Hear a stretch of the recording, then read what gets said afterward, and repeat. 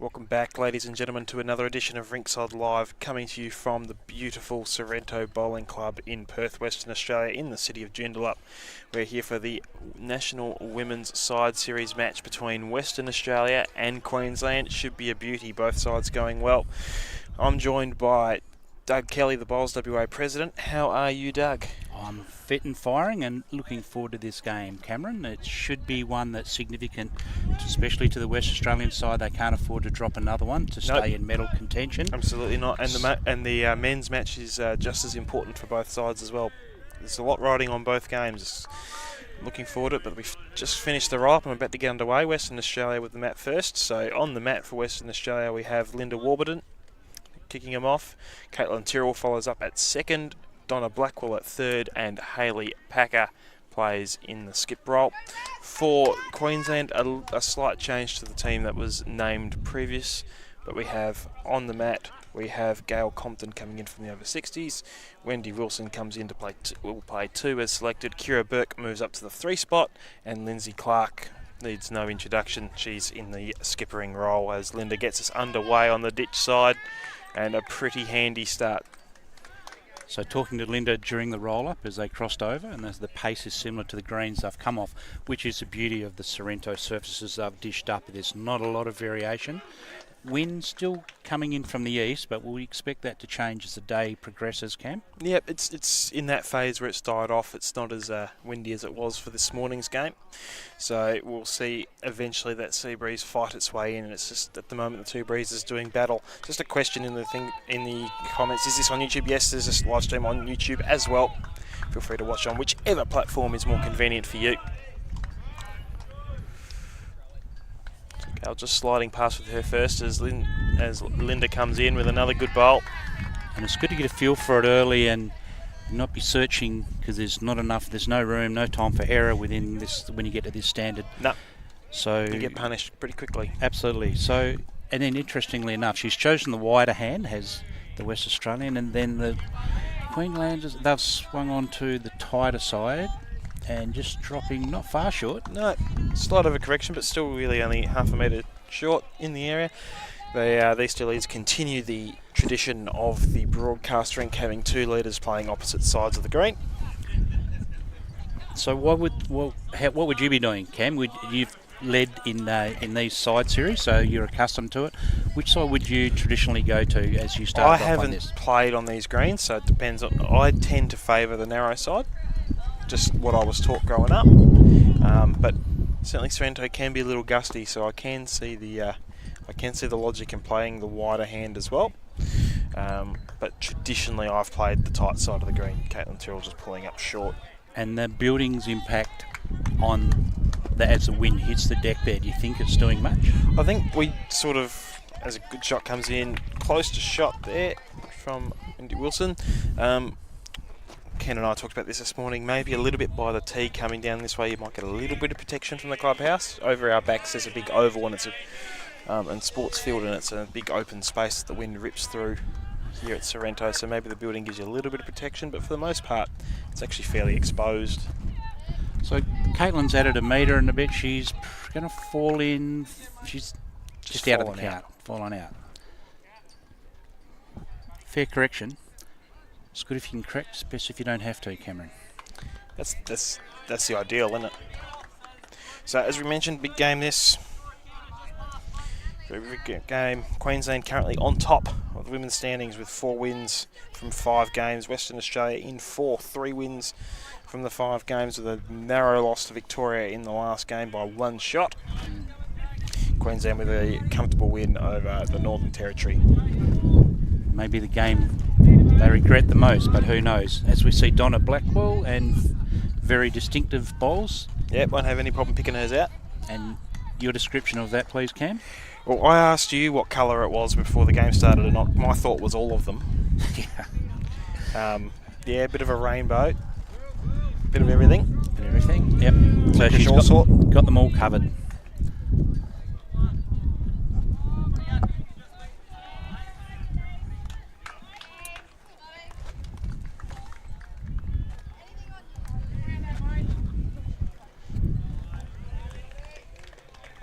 So Bourke's Swings onto the backhand.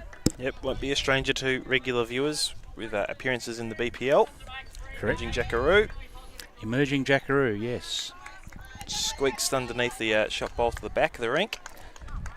She's plays for the Ospreys, but I think she's represented another franchise as well on the way through. So yeah, she's certainly played for Brisbane, yes. or Moreton Bay now, Pirates, they were Brisbane at the time. But yes, plays for the Tweedheads Bowling Club.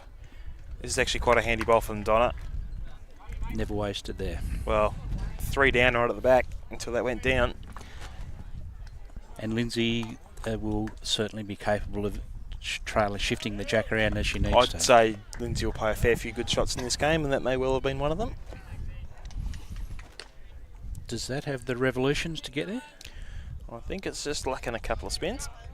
Well, it's actually good draw weight in the end. It's just running on a bit freer, just underneath the head. So Hailey indicates they've crossed over, holding the one shot, courtesy of Linda. Decent sized crowd here today, particularly around this green. It's the show green, and also, of course, the locals playing on it. And shades at a premium is, I'm not sure, the temp must think it's low 30s at the moment. So low 30s today. Wind's keeping it bearable.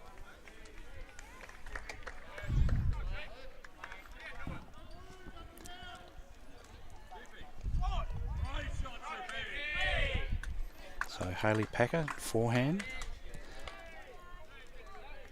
Arrows, black and white, or dark blue and white, I'd suggest, Cam. Yeah, bluey greeny sort of colour. I think they're an exact replica of the ones that her husband Cody used to use. He's recently moved to a bluer set.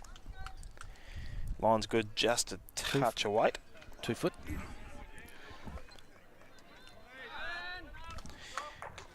As you say, her husband Cody playing in the men's as well, which is also a critical game. Western Australia 3rd, 4 wins, 1 loss. Queensland 2nd, 5 wins. As Lynsey Clarke converts the head. Had lots of chances down there with that nice weight. Sit the bowl, pump the bowl onto the bowl, or trail the jack. Now holding 3, you think? 2. Probably 2. So Hailey has to switch onto her backhand. Still in, they're showing interest. Just got to stop. Gave it a chance, slides through. So Lynsey goes back, a really good look at the jack from there. Already played that side, should have a feel for it. Well within her skill set. You would think so, wouldn't you?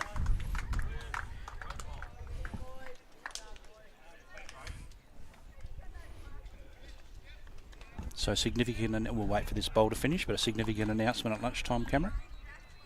Barry Lester. Yeah, sort of would have caught a few people by surprise, but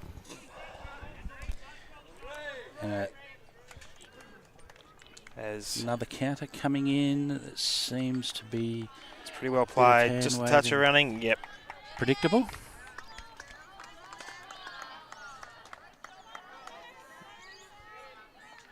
So 2 are rolled out, and 3 are rolled looks like out. we're going to have a look for the 4. Yeah, they're definitely looking at it. Donna's not forthcoming on allowing the 4th without a measure.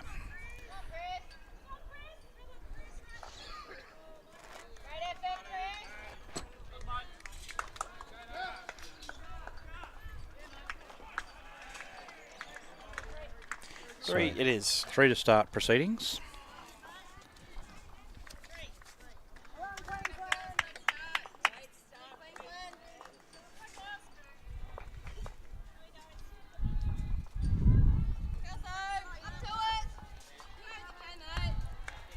So our other rink matchups, Lisa Featherby against Kelsey Cottrell, and Christina Christic taking on Chloe Stewart. Quite a view looking out across here, Cameron, and we just littered with superstars as we see Sheriff down there, and Christina Christic walks up as we see Lisa Featherby chase her bowl down, just littered with stars wherever we look. That's yep, that's standard. That's what you got to expect when you come and play nationals. And they're beatable, as we well know. Any upsets in the last? Did anyone get hold of Sheriff in the last game? Yeah, Northern well, I Territory? suppose maybe a bit of an upset on paper. I'm not sure there's any huge upsets. There's no mugs at this comp, but Tristan Smolcombe and his Northern Territory rink getting up over Aaron Sheriff, probably the informed player in the country over the last 12 months. You just slip for a second, and there's someone there to draw one inside, isn't there? That's at their standard. It's pretty unforgiving. And how many games? You've played a few now? 9. 9? 9. And the feel for it was? Well, you performed well. What's your last I'm year? going to try and get back in, so Yeah. I must have enjoyed it at least a little bit. Nerves for you? Yeah, there was a little bit. I was probably a bit lucky. I'd played in a couple of Helensvale five-a-sides and Yes. a Broadbeach five-a-side, which is probably just as good a standard because the internationals like Ryan Bester and that can play. So I'd already played against Wayne Rudiger, for example, and Scott Thorborn in those, and Bester a couple of times and Tees a couple of times. So I had a bit of exposure, but certainly it's no greater feeling. It was nerves, but excitement nerves.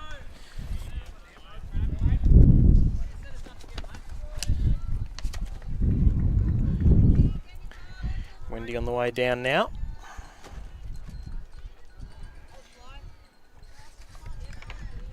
Just running on that fraction.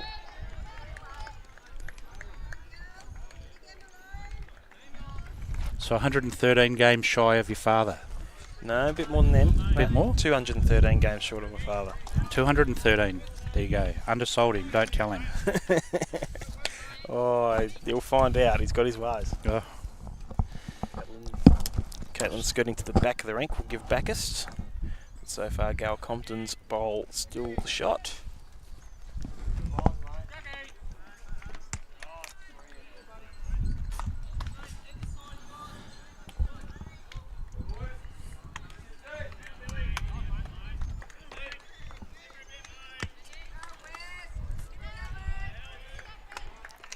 So Kaitlin Tyrrell on the mat with her trusty blue bowls. Hails from the Manning Club at the moment, has played at Osborne Park as well. Yep, looking to drop a bit of weight, which she certainly has.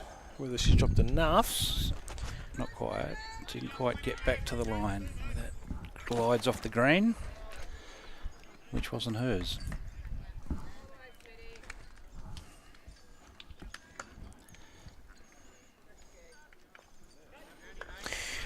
Normally I don't mention this sort of stuff, but I will. We've got someone watching from Clevedon, North Somerset. Now, I believe, it could be multiple places with the same name, I suppose, but I believe the Clevedon Bowling Club is where David Bryant cut his teeth.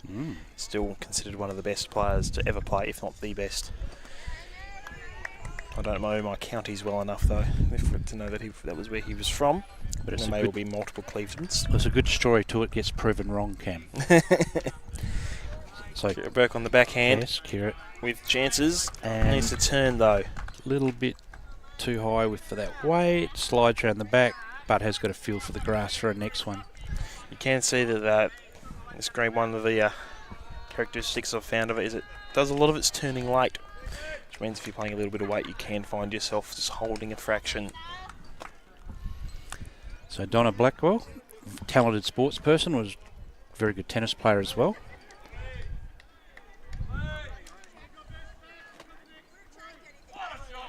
Metre short.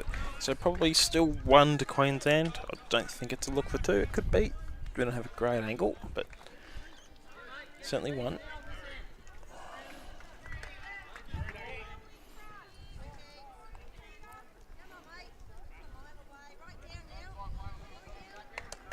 Lynsey very interested in this.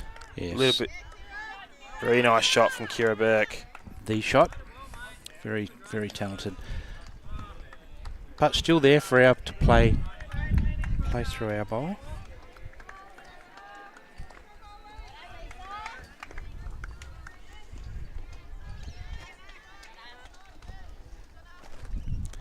Here comes Donna Blackwell on a good line. Let's get up and through a bit, which she does. It's a good shot. So 1 to Donna Blackwell. Holding the 1. Has just been helpfully shared in the comments the news you alluded to earlier, Barry Lester has retired from the Jackaroos setup. There is a link to a news post in the comments if you wish to read more, but we wish Baz all the best, of course. A fantastic career, multiple international medals. And very unselfish the way it was announced lunchtime on the Sunday, rather than that would have been bigger news almost than who wins the Shield on the Monday. So, and some kind words were spoken by Karen Murphy as Lynsey on the way. She's going to hang up. Oh, is she talented? Fair effort. Oh, even just a little snick of the jack would have been shot. So, Hailey Packer.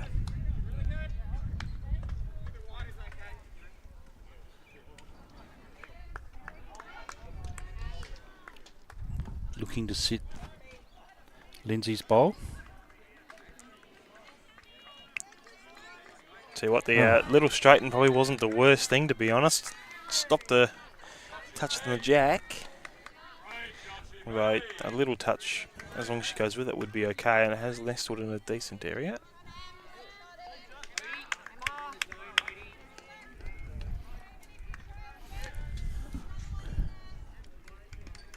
Lynsey in the area again.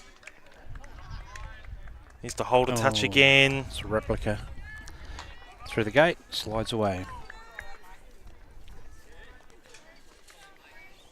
Very, very deliberate.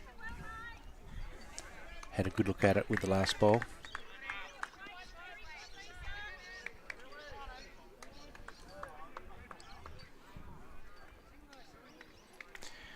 Looks to be out on a slightly higher line. Looking to turn down and beat the blue, but we're just past on the outside. WL on the board. So One shot. It's always a good time to get on that board, especially if it's early. Just a reminder, if there are any results you're looking for from this morning's games, you can find them on Bowls Link or on the Bowls Now app, all available through Bowls Australia. You can find all the results throughout the tournament, both the men's and women's side series. You can find all the aggregate scores and the rink scores. You can also go back a bit onto one of the other tabs and look at the results from the Australian Champion and Champions, or the under-18s, or the over-60s, or the Parasport, or look at the upcoming draws for the Australian Championships, which will kick off from Joondalup on Tuesday. Something to look forward to. So the length... Good shot here from Linda. Great start. Front hopper. Not too many better ways to start and end. So the length that the West Australians will choose, you don't see that they tend to go long or short. We saw a very distinctive between Northern Territory and New South Wales game that I looked at, where New South Wales were T to T and the Crocs, the Territorians, were going as short as they possibly could. It was a real yin and yang as they got it, and quite often they'd get it wrong as they trailed.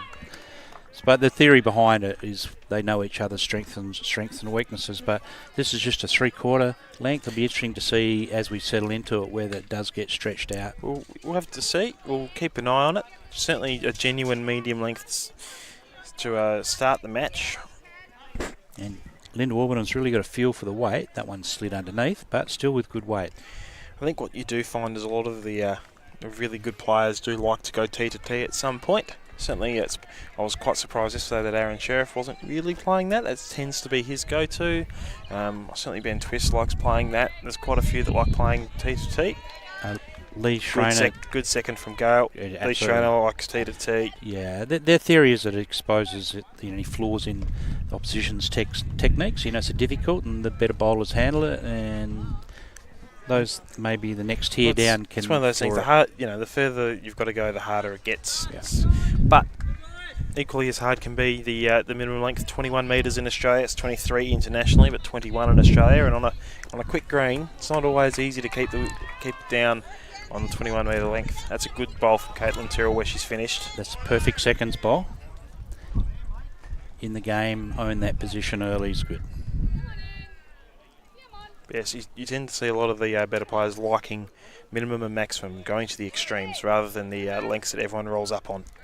So Wendy Wilson with the green balls. Fair effort. Plays in the, they say, in the northern suburbs. Multiple state title winner. So yep, I think well credentialed. certainly recently was playing for Hamilton. I'm not sure she's still there.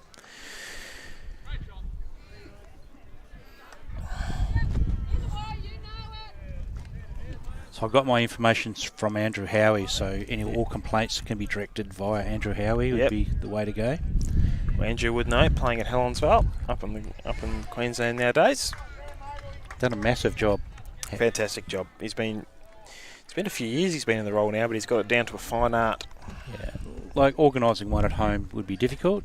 Organising one on the West Coast, degree of difficulty is huge. Just needs a little more running there from Wendy, but it's only probably 3 foot. It's only a fine tune from there, but no more balls left to fine tune with. So that'll force Donna onto the backhand. Bit over a foot to draw second shot. Yeah, maybe even close to half a metre. Can get down to the orange bowl as well. We'll drift into a tidy home, just past the head. So we missed Ken's birthday this morning. I thought the So I'm told. Significant one, do you know? I would have thought 21st. Oh, I would have said any birthdays at his age are significant. But no, yeah, so I would have organised a cake if I'd known. I should have known. I certainly would have paid her out on him a bit more about it. So would I. But yeah, anyhow, so he'll be off to they're just lighting the candles and organising the fire brigade as we speak. I've been texted.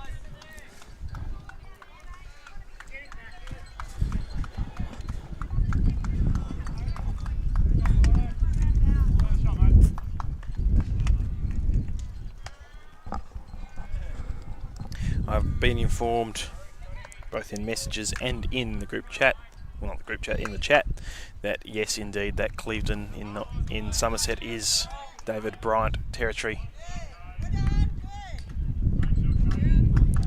Ball from Kira does roll Kaitlin Tyrrell's below the head a bit, so leaves that orange bowl of Western Australia a little vulnerable. So Queensland probably with the next 3. So I'll be looking for a mate. First one was through by close by 2 metres, and this one got some turning to do. Another roll needed. They'll look for it. That's the it. Instructions from the skip. Yep, a very immediate call of get rid of it. This is one of those ones, the skipper, where I don't care what weight you play, I don't care what hand you play, just get it.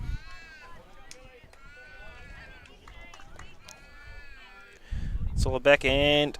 Just hanging on that, hanging on the breeze.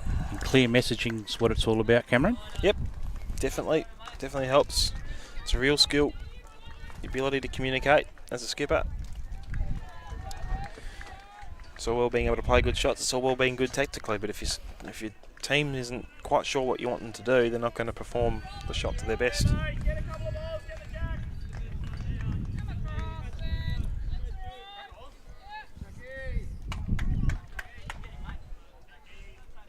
So Hailey gets a go to fix it up.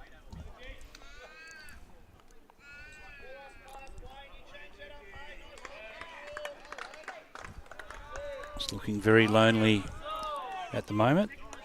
Hailey intends to change that. Give it a mate. Slides through. Tight side. Needs to rub. No. Angle's a little deceiving. From my angle, I would say that Queensland have the next 3. Lynsey looking backhand for the bowl. Here's the hang. Well, gets it off the front bowl. And it's all gone out of play, I think. Will they have a look? Be tight. Donna's points to. Well, so that. Good hit. All in agreement. And we'll start that end all over again. So full normal format, traditional format. No time limits for the side series. No respotting the jack. Dead ends. Long as it takes 21 ends across 3 rinks. Aggregate. All those things we love. And the messaging very clear from Lynsey Clarke, you leave one in the head. Yep, we're going to go after it. Yeah, absolutely. Early warning shot. Which you would expect.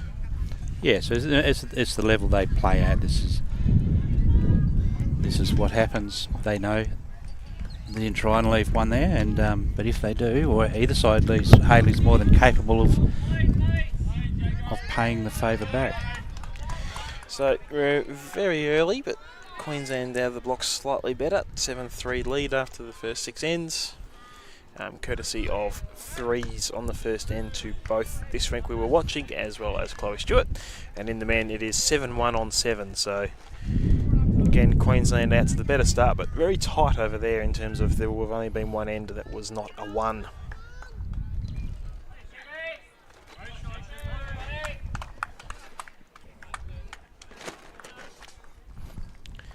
So Linda a bit long and narrow to begin with, giving Gale the opportunity to swamp the jack first, which she has taken advantage of, which is so important. So as we said, Gail Compton has the restructure of that side, has come in, played in the over 60s were earlier in the competition, and she's played multiple of these Australian side series. Club Tweed, talented bowler obviously, and yeah, as we welcome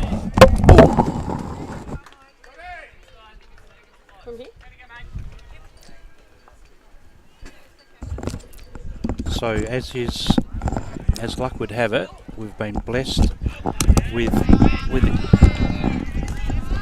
just wait for the headsets to go on. See who our guest presenter is takes position. So none other than Karen Murphy. So that's coming through, Karen. It is. Hi. Welcome. Thank you. And something that in your home environment in many ways. I shudder to think how many times you have graced the bowling greens during a side series.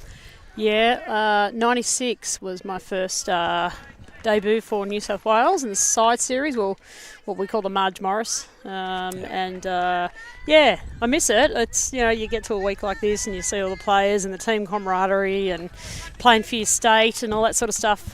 Yeah, miss it in weeks like this. But yeah, it's an interesting series in the women. It's wide open. So as much as we will get to talk about yourself and what's happening around the traps, but Barry Lester. So can you into that and give us background on all that story breaking out today? Yeah, a bit of a surprise to everyone, I think. But yeah, Baz sort of said to us that to the selectors that he'd been thinking about it since sort of the AO this year, and what a wonderful career he's had, and like I played 2006 Commonwealth Games with him at Darebin in Melbourne, and he played pairs with Lurchy there, and Linz and I played pairs, and he's played a lot of games for Australia over a long period of time, and given so much to the game, I think, Doug. He is the ultimate professional. He sells himself well, he conducts himself well. His fitness is excellent. He's still playing really well, but yeah, I guess in his eyes, he's ready to move on to other things. I've heard him in commentary, and his insight into the game is second to none. I always feel really informed and increase in knowledge from listening to him. He really understands everything about the game. Yeah, he's an analyser. He's a student of the game. There's no doubt. It's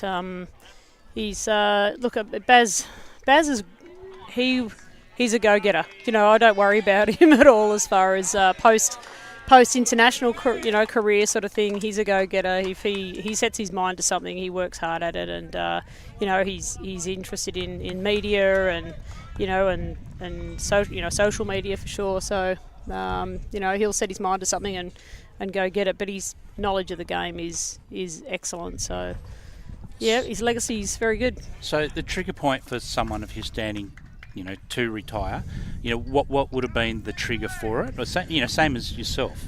What was you go? Well, I think it's time. How do you arrive there?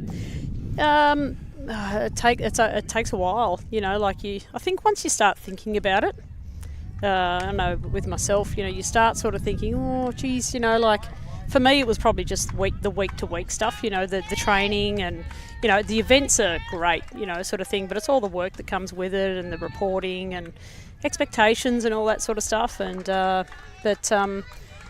think, for Baz, he's got a lot to look forward to after, playing so long internationally. And, he's still, and I'm the same, like I still feel like I'm playing as well as I did. And I said to him just before we went in for lunch, before he announced it, I said, mate, I look forward to playing probably more now than I did because I'm not playing as much. And you go into games without expectation and pressure, and that's a wonderful thing.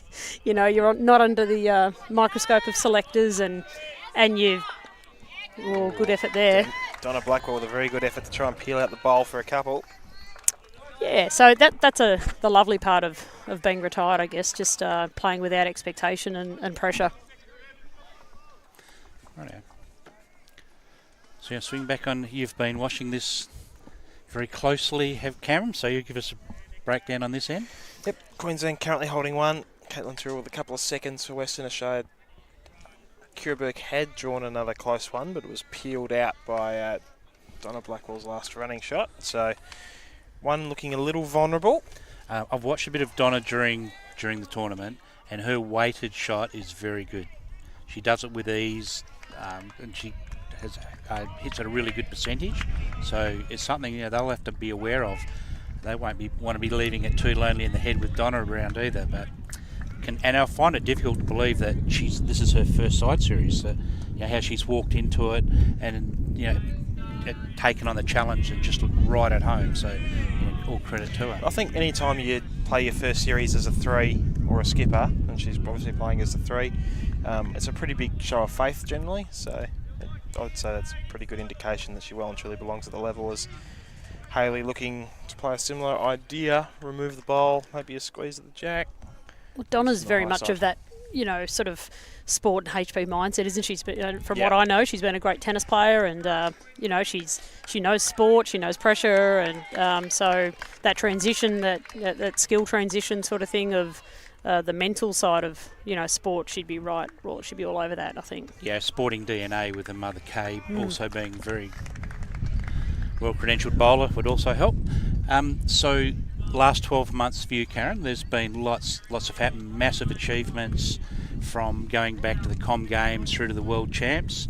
Fair bit of your DNA been infused through all that with your coaching and mentoring, selection and advice, I'm sure. Yeah, it has been a big 12 months. It's nice to be back to normal post-COVID sort of thing. So, shot here. So, good shot coming in from close. Bit well of jack. done. It's a good shot there from Hailey. Well played. Just got a nice piece of the inside edge of that bowl there, just to squeeze the jack sideways. Shape and weight, perfection. Nice percentage shot, really.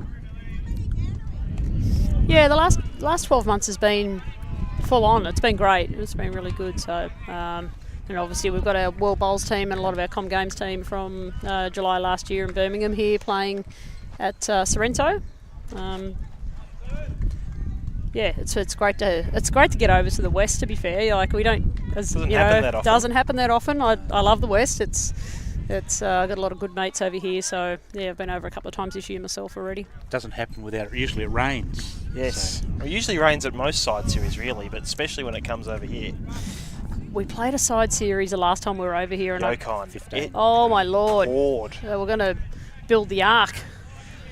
So out of the Com Games, say the championships, most rewarding for you from the position that you hold? As a coach, like to work with the players. The players prepare as well as they can. Obviously, we assist with that, and but when they, push comes to shove and they get to, like a World Champs or a Com Games, there's nothing better than seeing them rewarded with standing on the bias and on the dice rather, and see reward for their preparation and commitment. So, I suppose show my West Australian coming out of me now, but where Ellen Ryan was playing that last bowl that we've been replayed, and I've seen it plenty of times myself, and still moves me, but she turned to you before she played that shot? Yeah, I've worked a lot with both Chrissy and Els in the pairs, and they're maturing as a pair, that's for sure. So three to WA there, I think, for. Yep. So Lynsey, good shot to remove 2 bowls, but just got an edge of the jack which kicked it out sideways. So he ended up no better off than she started. Unfortunately, it was a good shot. So. Yeah, the girls are really maturing in their game, sort of from a tactical point of view, and obviously playing in the UK is totally different to playing over in Australia, sort of thing. So, that connection piece that we have as a trio, I suppose, sort of thing, is wonderful. One, you need to know your players really well, and I know the girls really. I've been blessed to know them really well as people. How much information they like. When Ellen comes up to ask a question, the first question you ask as a coach is, what are you thinking? You never ever tell them what shot to play, because they've already got a shot in mind, and then they'll sort of give you a couple of options. Then you discuss it, and then once you come to an agreement, go get it. On that particular shot, was that just a wink and a nod, or was it just run us through that moment in history? When she ripped the bowl out? Yes. Yeah, look, it was the only shot to play, sort of thing. She'd been hitting so well that week, in singles and the pairs. And did she turn to you before she played it? Yeah, she did. So it was just like, get it, get it. She wanted to get it, just go and get it, and she'd been stroking them pretty good. So it was getting away. Don't worry, that it was. Her first shot was amazing. To get the jack out in the first place, and then to draw. She drew second shot with a second bowl on an offline jack, on a hand she hadn't played, and then ripped the bowl. It was getting down, but and you see Chrissy's reaction, like sort of thing, and it was amazing. It was just the most amazing game, and even from a game of bowls, and I don't mean this, don't mean to sound funny, but for probably one of the best women's games bowls we've seen, and I've had a lot of men say that to me too. The quality, the standard of it, just awesome. It was a tremendous game of bowls. I remember I was at the Mount Lawley Bowling Club, which there's some videos around of what went on that day. It went off when that drive hit. There's West Australia in a good position so far, thanks to Linda's jack high bowl.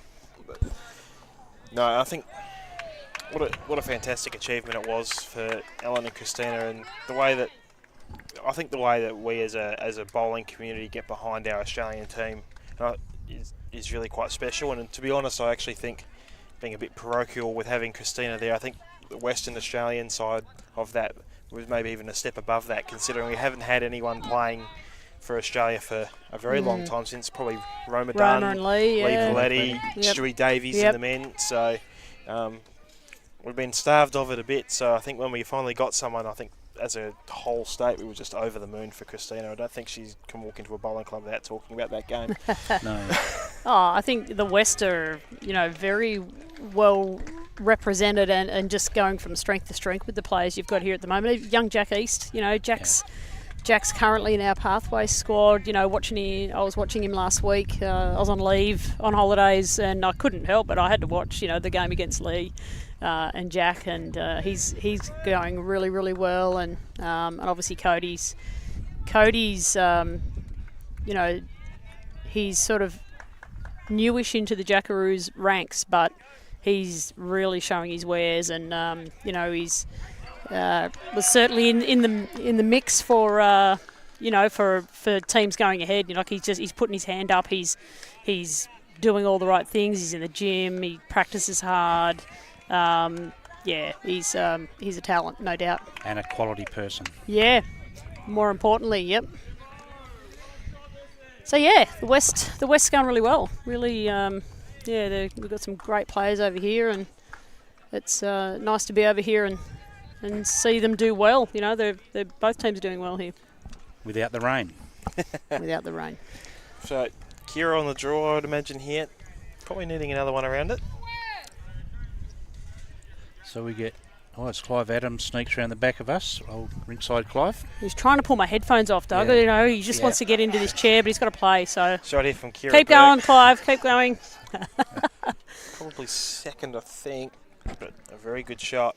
Something to work with.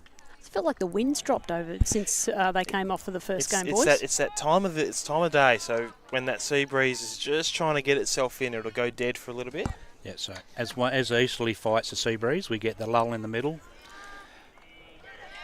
The strength of the sea breeze is, I don't think it's a rip-roaring sea breeze, but we'll find out. Donna turning that Linda Warburton orange bowl in behind the jack has tidied things up quite nicely for WA. So in summer, does the doctor, like in the height of summer, it generally just comes from off the beach? Yep. Southwester, yeah. And not very usually from the east? No, not at all. No, That's the land east, so the Probably last year we had a fair few easterlies actually, Yeah, but but generally you get the southwester. the easterly is a land breeze, so Yeah. it'll be hot and dry. Yeah. And then it's a case of, when it takes over and the sea breeze will dominate and eventually push it cooler. off. So, drops the temperature, but...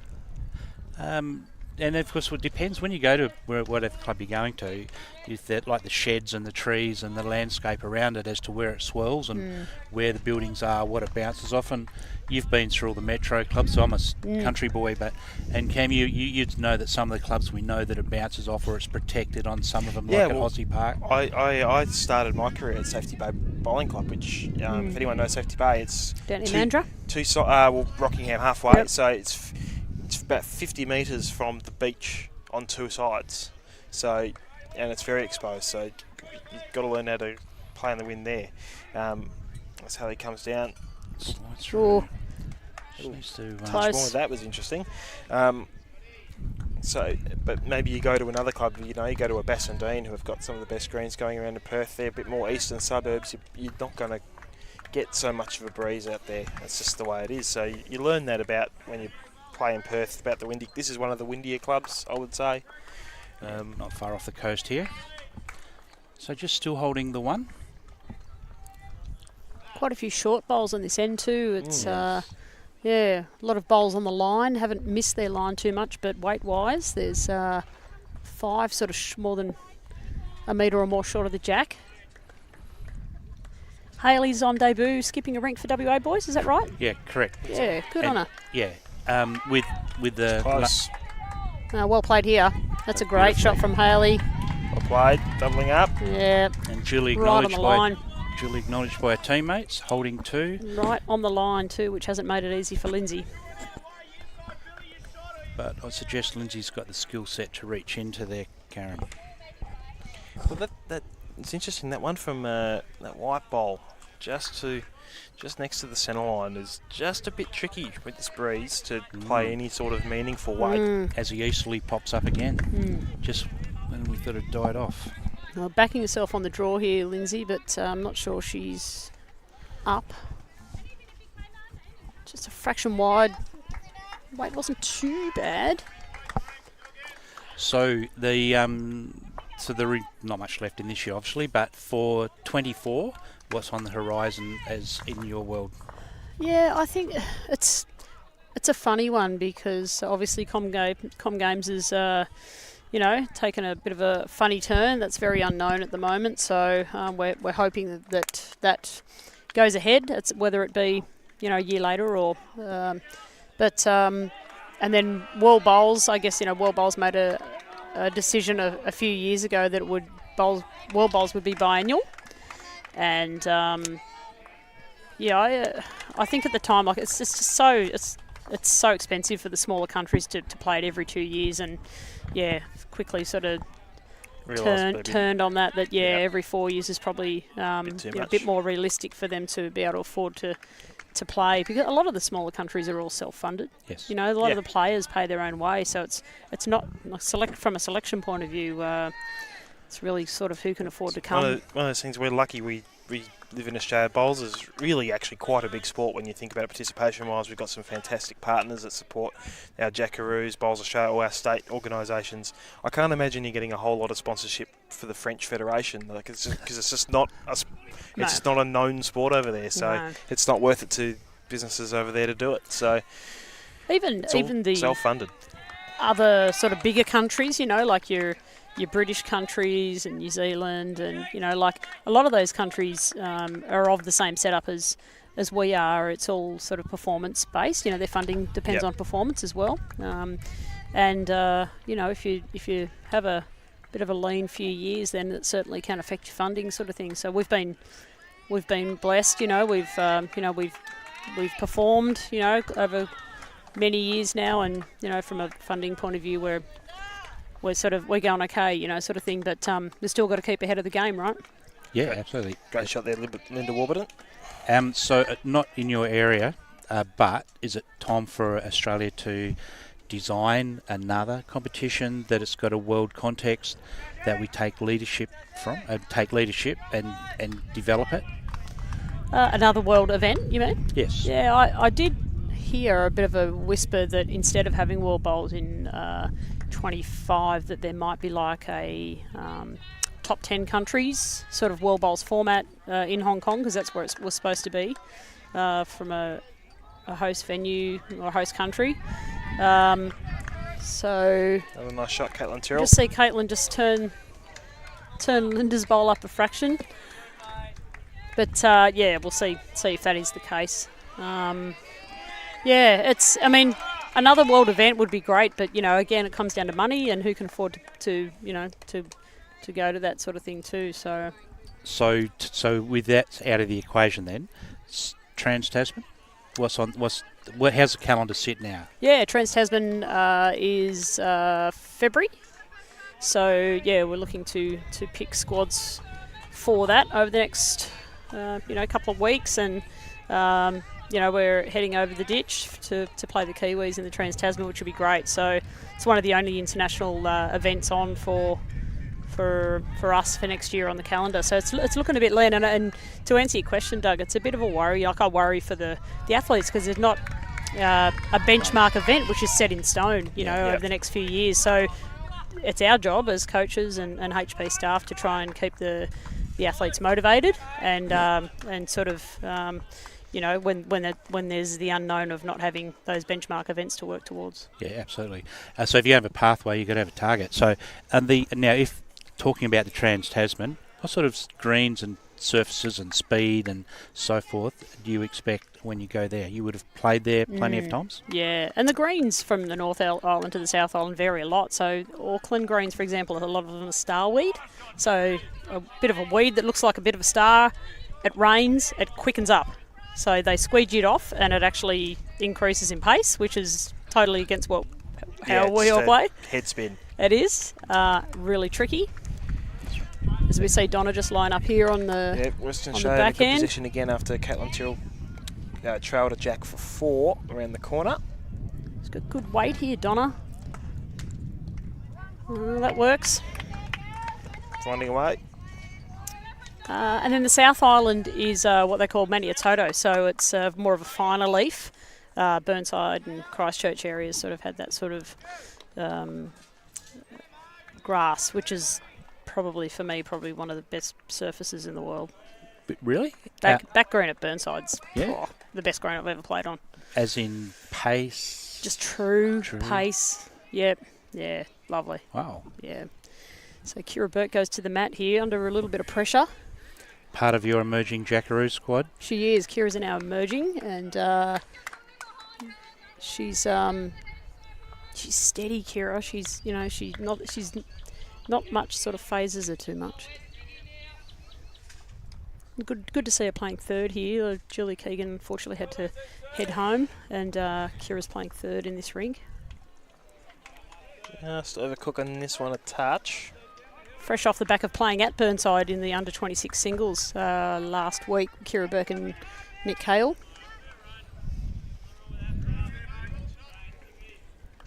So Donna with an opportunity here to really consolidate the head, even just around that front green bowl. She's on a backhand.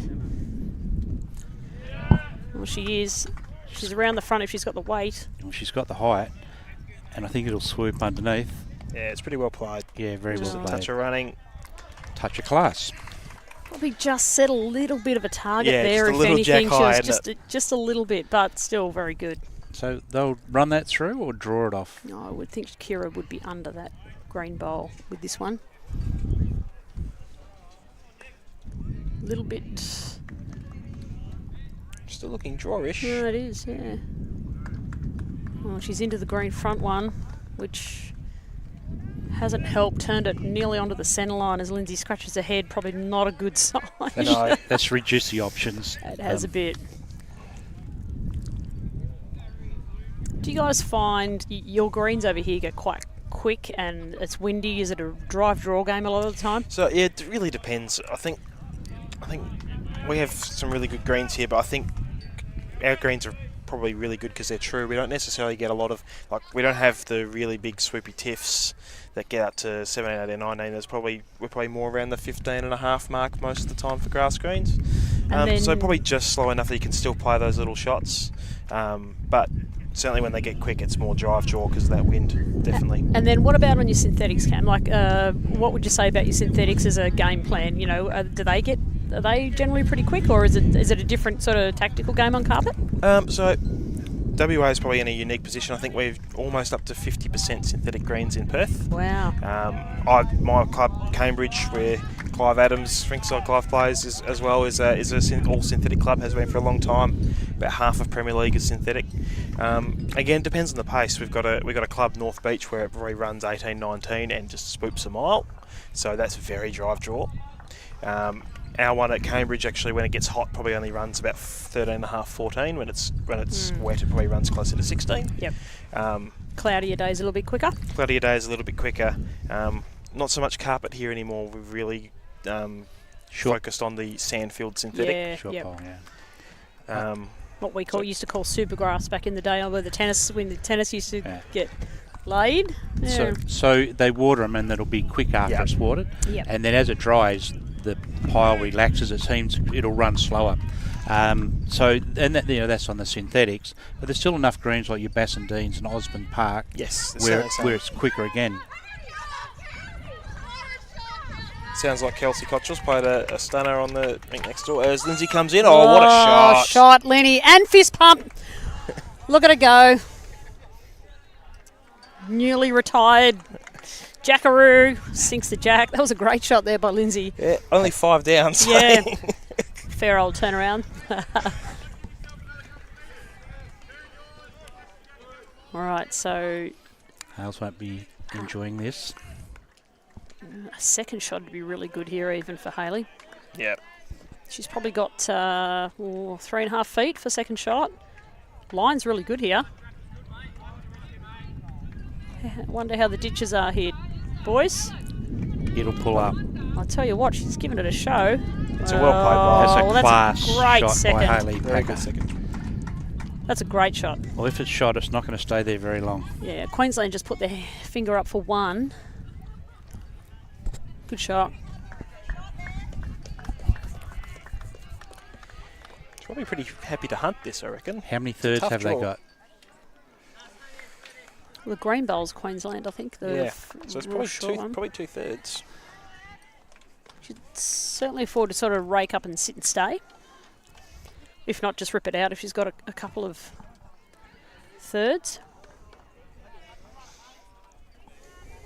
Certainly not an easy shot to draw. I'd be more inclined to play the attacking bolt.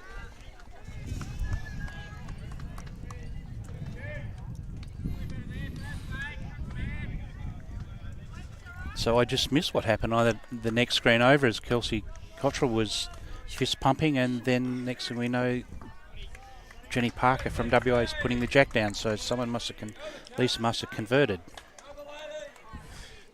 What a competitor Lisa Featherby is, hey? She's such a competitor. Gives it all. Absolutely, and doesn't matter what standard of bowls she's playing in, if it's playing for Western Australia or playing Premier League from Osborne Park or playing in a country carnival, she is all out 100% of the time. That's what you want.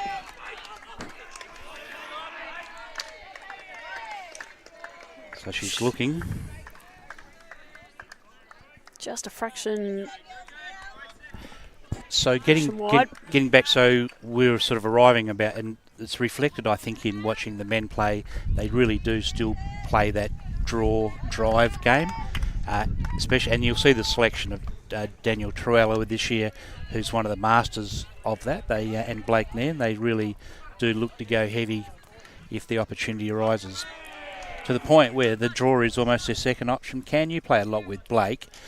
Do you see that at Cambridge, or the slower green change of the way he plays? It depends. So Blake certainly hits well. I think he plays sort of solid ditch weight very well, but I think the way you can tell Blake's at his best is he's actually drawing really well and he's confident to draw the shot.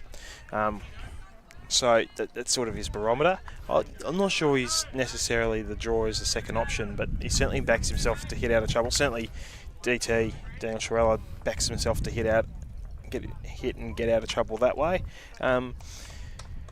Is that a reflection of the pace of our greens, I guess, is where Karen was asking? Maybe. I mean, we've still got someone like a Clive Adams, who also at my club, he's certainly not averse to hitting, but he's quite happy to draw his way out of trouble and play the little overshots.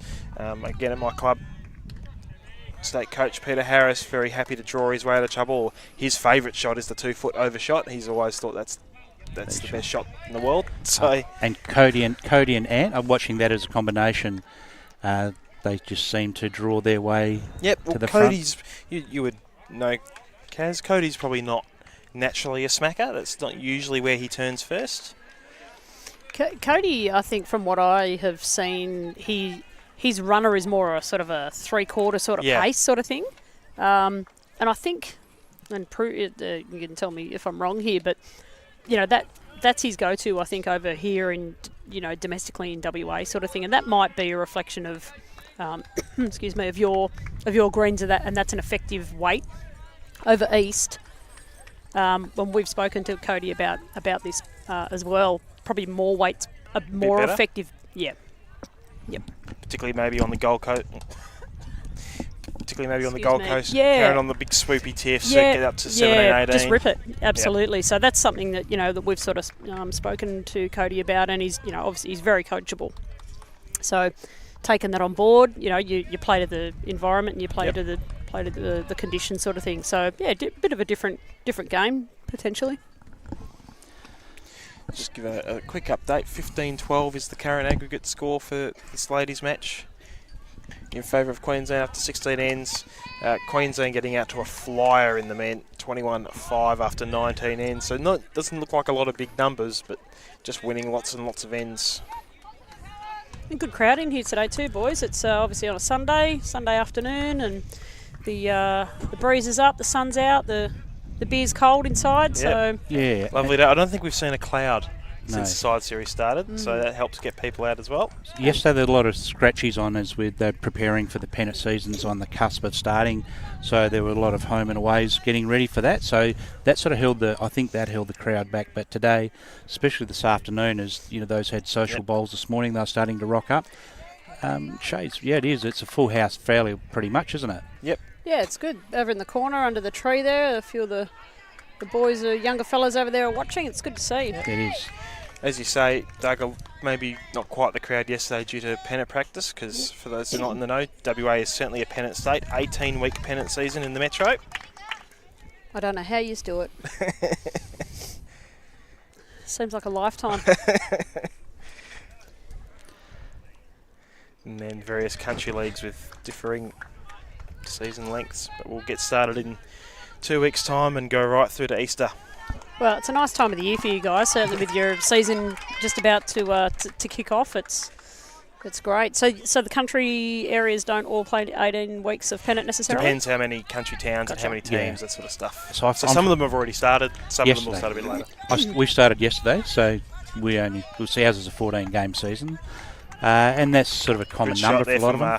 Good shot from Wendy Wilson, locking down that head. Linda Warburton had been all over it going this way. Well, both ways. She's had a great start on the mat. It's a very short end, so we see Kaitlin just going a bit. Won't be wasted there, though. Past the jack, certainly when they're not holding shot. Yes, of course, the other reason you guys start a bit early, Doug, is you have your harvest break. In some of the shots. So when we go out into East Avon, they'll have a bit of a break during the peak harvest time. We tend not to. Although we have farming towns, there's a few of the bigger towns and not so many farmers are in the team, so we just stop, turn the headers off and go and play bowls. Kira just looking to consolidate here, holding 2 Wendy played 2 really good ones. She's just overshot it as well. It's a very short end. Line was good. She's probably 7 feet or so through. So Donna Blackwell. Nice balance. Stays down well on it. Come off I think, did she come off a knee, Rico, Cam? She's had a few knee certainly issues. had a knee issue. I'm not sure if it was a Rico, but cause I think that was one of the reasons she might have not played last year, I think. She was right in the mix and then had to have knee surgery, I think. Smooth as smooth from Kira. She's stroked that really well. Well, this is a good shot here. This is shutting down the head a little bit, consolidating. Yeah, it's a good shot there from Kira Bourke.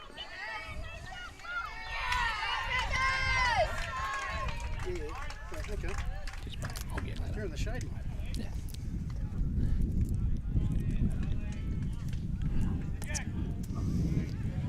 Donna. Weight's good again here. Just needs to drop down a little bit. Oh, that's a really good shot there from Donna Blackwell. Well played. Might have snuck in for second. Cap number 164. One of 2 debutantes this year, Cam. The other one being Lisa Smith. Lisa Smith. Yep, a couple of debutants for the men as well. But it's been a fair bit of changeover, I reckon, in the WA side since basically the COVID break. We had 5 debutants last series as well for the men. Not all of us are still there, unfortunately, but another couple this year. So bit of changeover, bit of a change of the old guard. No, not so much the John Slaviches anymore, and turning it over to the Cody Packers and the Blake Nans. Kyle's not Kyle's there. another one. So the 2 debutantes for the men, Cameron? Blake Butler, who some people in New South Wales may remember from a stint over there a while ago. As Blake Dan gets very excited. You probably could even hear that in our headphones from over there. David Downey? And David Downey. Give us a background on David Downey. So I played juniors with David at the same time. We're the same age. We both made our junior debut at the same series in Launceston, 2012, and I came away with no medals, and David had 2 golds, including in the singles. Beat Dylan Skinner in a very good final. As Hailey... Effort there. Got to just a bit more of the front, and he falls in for shot. Weight was perfect. She was Beautiful. a couple of bowls tighter. She gets the jack down the line there. So David, a couple gold medals, another gold medal in the triples the next year as well, which was here. Sort of spent some time in and out of the game with cricket. Very talented cricketer, but has come back to the game. State singles winner a couple of years ago in WA, and certainly has a big future. Very good player. It's a very solid bloke as well. Blake overdue in his debut, you think? Blake Butler? Yeah. Certainly a very good singles record. I know he felt he had to do some work on his 2-bowl game, which he's certainly done, and he's a very fine player as well. Has shown that in this series so far. Is Lynsey trying to add in here? And a coach too, Blake. You know, Blake was over there coaching Switzerland with Lara over in the World Bowls Championship. Championships. Coached our under-18s last year as well. Yeah, he did. Yeah, he's an accomplished coach, Blake. He's one of those blokes who's got all the intangibles. He's what he brings to the team, culture-wise, banter-wise, or just ultimate team man. Is how I would describe him. Very good player to have in your team, in your culture. Hails from the Manning Club. Yes. As does Cody now. Yes, they're a powerhouse, Manning, aren't they? Yes. Back-to-back men's flags, and I think 9 in a row is now for the women. A lot. That's amazing, isn't it? What a great record. Oh, just missed the outside of Lynsey's bowl there, so couple there for Queensland on the back of a good setup there from Wendy Wilson. Yep, 2 very good bowls from Wendy. Brings us back to level on this rank, and Queensland back in front on the aggregate. I feel like this game's going to go down to the wire. It's going to be close across the board. There's a lot at stake. Yeah, there is. Yeah, it's a big game in the context of things. losers probably close to out of it. Certainly if it's Yeah. Western Australia. Yeah. Not winning with at 4 and 3. So I need them to win because I've got 3 of them staying at our house, and Otherwise, it could be a very sad household possibly. tonight, Doug. Possibly. And if they win, then you're going to have to send them to bed very early for tomorrow. Yes, I will. I'll chuff them off and Chuff them off. get rid of them, and I'll watch some cricket or something to. Feed them, water them, and yeah. off you go. There you go. there should be used to the close ones. After we did mention early on a one-shot loss on the aggregate to Victoria this morning. So that was a heartbreaker. It's a topsy-turvy game. There's Linda Warburton with a good start. Steady as, isn't she, Linda? She's also plays a really good leadership role, I think, in your WA team. She's she's just a steady hand, isn't she? And she's culturally really good. Yeah, she's the voice Absolutely. of reason. He is the voice of reason. She spent time as our academy coach over She here did, in WA. yeah. So I've done a bit of work with her within the academy too. And so I worked a little bit with her, and fantastic to work with. Just as you say, solid, always gives you stuff to work with. Just a good egg. She's a good human. Yeah, Linda. Absolutely. Ashton and Ross. Good As country is lady. Ross, yes. And Ross, yeah, absolutely. Brunswick. They play. She's back at Brunswick this year, as you may not know, but after a very solid stint at Mosman Park. Of course, after we pump her up, drops one That's short. that's our Works fault. every time. And Commentator's then curse. Ross spent time on the board, which He did, yeah. as he was my country director. And good man, he's always my go-to. Yeah, Just to good help, people. got me out of a few tricky spots. He always, and a man who didn't mind change actually, and used to embrace it. Just that the direction that the girls are playing into at the moment, it just feels like there's a slight little headwind going that way, and the heads aren't quite as tight going that way as they are going back the opposite way. Maybe for people who are not as versed as in playing in a bit of breezy conditions, I've always found that into the wind always tends to have the looser heads. Yeah. Guess it tends to get more affected by the gusts as well. We get a fair bit of breeze where I live too, near Warilla Bowling Club over home, and we're a bit the same as Safety Bay, like being nearly right on the water there. But I always find in the wind, like you try not to be too perfect, for a young player or people out there that are not used to playing in the wind. I actually think your weight's more important in the wind than your line. So people try and correct or overcorrect their line too much. You're never going to beat the wind. You're never going to nail it on the centre line all the time. But if you're roundabout with good weight and believe what you see and play a general sort of line and get them roundabout, you'll win more games than you'll lose. That was always the way I was taught. You just pick the line that works most of the time and accept that at times you're going to get screwed. Basically, and believe what you see. Like if it's ripping across, it looks like a duck. It's a duck. Yeah.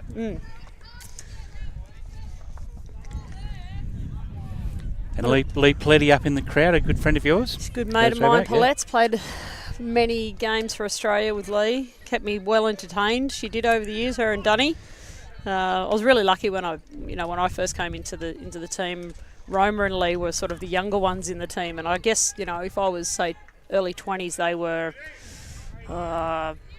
I suppose that Lee would have been in the 50s. I guess when I first made the Aussie team, but they kept me sane, those two, and I've got some great stories over the years playing with those girls. So still good mates, still good friends.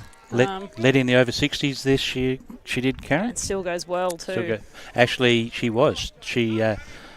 took to it like a duck to water. Donna just needs to hang on a bit here, but weight terrific. was good, Cam, wasn't it? I was very happy last year in our bowls blitz that we have, which is a big part of our trialling process. I got to play with Lee for the first time, Lee Legend. We were in the same team. Well, this is a good Very shot here from supportive player. Kira. Yeah, she's good. Great shot here from Kira Bourke. Well, good correction there from the young one.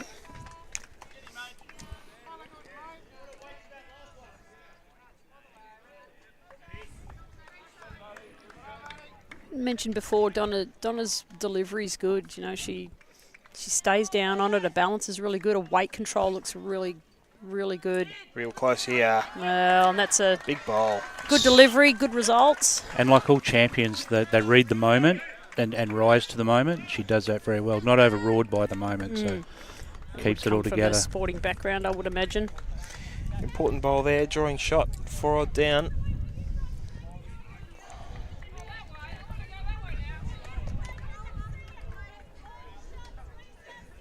Yeah, big honour for Hailey to be skipping a rink for WA for the first time. It's Certainly. she's been steady. I mean, Hailey's a good player in her own right, you know.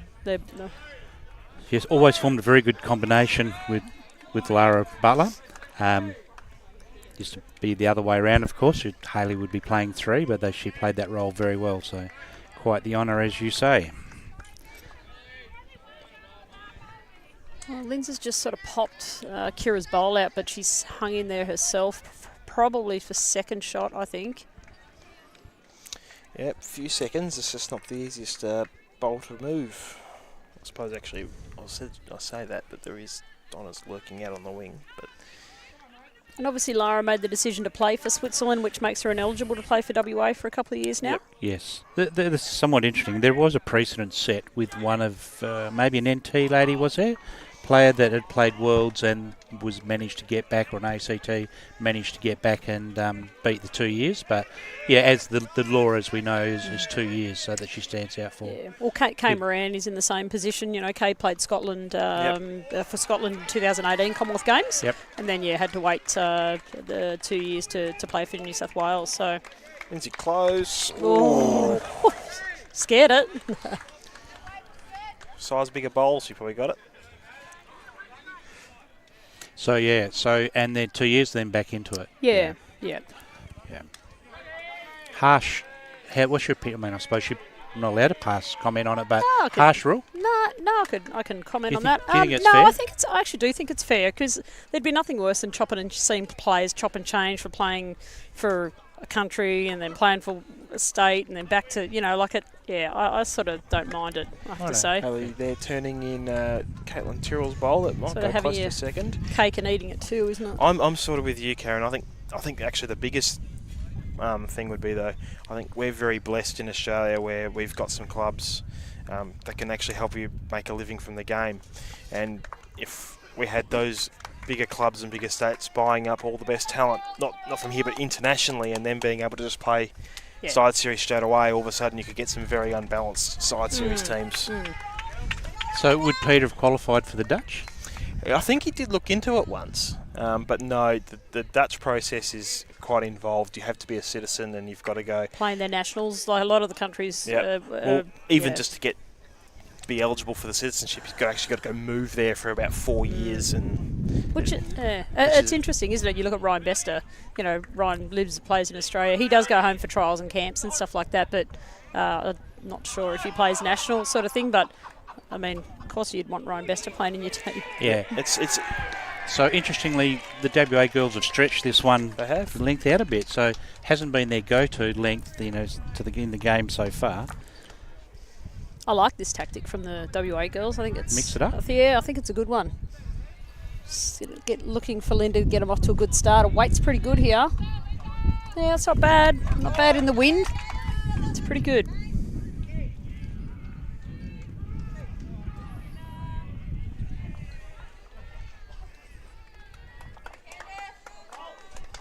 Just a reminder, you can get live scores on the link in the description on the Bowls Australia website. Not right up to the minute live, but they're pretty close for all the games, aggregates and rinks. So Karen, this is your first look at Sorrento? Yeah. I haven't been to Sorrento or Joondalup, so I've been to Sorrento, but I hadn't played at the bowling club. So I'm looking forward to playing Australian Championships in pairs and fours Wednesday, Thursday. So it's going to be good. I believe it's a little bit different to here, pace-wise, and so I'll go over there and have a bit of a look at it and have a roll. From the over 60s, which were held there, the weather's been really kind. So from anyone who makes a comment on what it was like then to what it'll be like on Tuesday, probably I'd just find out for yourself when you get there, because this does change how things are. It was really windy for the over 60s, wasn't it, during that time? And a little bit they were true. They're true enough, but a bit doughy because we'd come off the weather was such and the prep time and and a week of sunny weather changes. It's got to be hot this week too, yeah. Yeah, it has been. Yeah, you bet. Kaitlin, Tyrrell coming down here to trying to build off two excellent starters from Linda Warburton. And fair effort, set up really well by Linda. Her second bowl was really good, and that's a great shot there from Kaitlin. Yeah, trying to build the head up, says Lynsey. Try and just sort of get something close, build the head up. It's not one to go early and try and hit that. Would you? No. Not wide enough, not fat enough. It's all about sort of building it up and fattening the target so you can give yourself an opportunity to manufacture a shot. Because at the moment there isn't anything on too much, so that tried to get down. Probably hasn't helped the situation. That.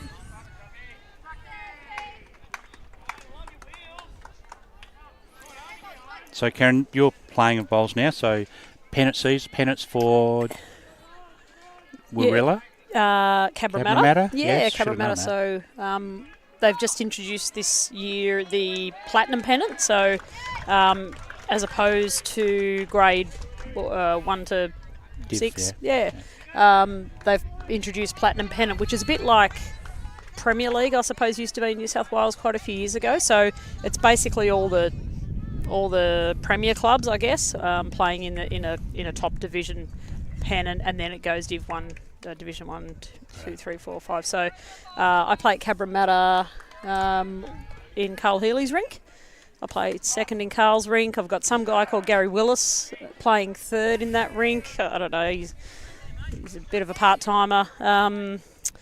And not sure who's going to be our lead this year. So, and then obviously Aaron Wilson, Ellen Ryan plays up front. If you're taking applications. Surely Gary's got some tour to go on. So we'll send him back up to Coral Bay and Exmouth again. So. Yeah, he's just come back from there, hasn't he? It's really good. And I really enjoy playing with the guys. It's really good. So I've been at Cabra since 2007. So really happy there, and I'm really enjoying my bowls at the moment. I'm not playing as much as I said, and working full time. But I look forward to playing at the moment.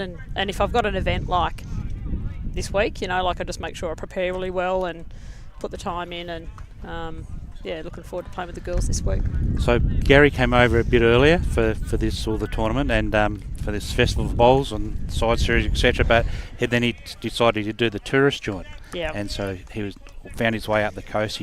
I was getting a few texts on the way through about swimming with the whale sharks and so forth. He didn't tell me all the stories about hopping out of the camper out of the Winnebago and getting his strides caught on the handbrake and dangling over anyway. So, but he did us a favour because, as you know, this event is back off some very generous sponsorship of Tourism WA. So he did his bit. He's done it. Yeah, he's done his bit, and he's not the only one. I know the Dillis, Kindley-side, president of New South Wales. I took them for a spin up the farm, and as we speak, they're on their way back today from a little tour around Margaret River. Oh, beautiful. So they're getting some sponsorship mileage. I mean, tourism mileage while they're here. Spending some dollars and adding to the economy, which is good. Yeah, and another good bowl. Now, so the shape of that, will that change the shot selection now? Well, what will the weight be? Will it be big or not? It's certainly probably changed the angles up in probably a bit better there for Queensland sort of things. Just fattened it up a little bit here as we see Kira down on her forehand. The weight you expected, Karen? Yeah, I think so. Lynsey's just asked for I think it was just over the draw, maybe just get to the orange bowl. It's trying to hang. That's not too bad. You can sort of see a bit more of the jack now. So, Lynsey's second on the mat, of course, but so for her, will that be what sort of weight would you be playing, Karen? What would be your call? Yeah, so how many is she down there? She's three. Three. Well, it's probably an easier shot backhand runner, I would say. Yeah. Yep. 2 down on the board, 3 down in the head. Yeah. Anything out there is pretty good, isn't it? Like you get one or two out. Yeah. It's good. Chances are, good if result. you get the orange, you've got every chance of getting the blue as well. Is Hailey going to cover? Well, What's Hailey's shot? Wouldn't be crazy. Cheers, mate. Queensland have got a few bowls right, at the back that's there. I think That's right. where the Queensland girls are That's standing. She's just trying to draw another one, I think. Jack back down towards the tee. I think it's not real good for WA. No. Gaz did send me a couple of photos, Doug, in his stubbies and double pluggers, these thongs, on leave. He doesn't get much of a break. I mean, we had the pleasure of his company. Close to the forehand runner. Wow. Oh, that's a shot. That's exactly where we spoke about the Jack going to there. Lynsey Clarke played an absolute bomb. And where the Hailey shot should have been to cover. Well, she might have been trying to get there and maybe just a fraction short, so that's always where the Jack was going, Cam. Yeah, a bit hard to see from here. It might only be one or two. We've got it's a bit hard to tell. We've got Kaitlin's light blue one, which is best weight-wise, but the worst line-wise. So on the monitor, it looks like only one, but looking at the head, it might be a touch more. Well, Hailey just needs to keep the same line as she played with her first bowl and probably add 6 feet, and she's going to be around about a little bit wider, I think, than she was, and going a bit. Well, if Lynsey can trail the Jack with a couple of feet here, Cam, she could play an absolute bomb.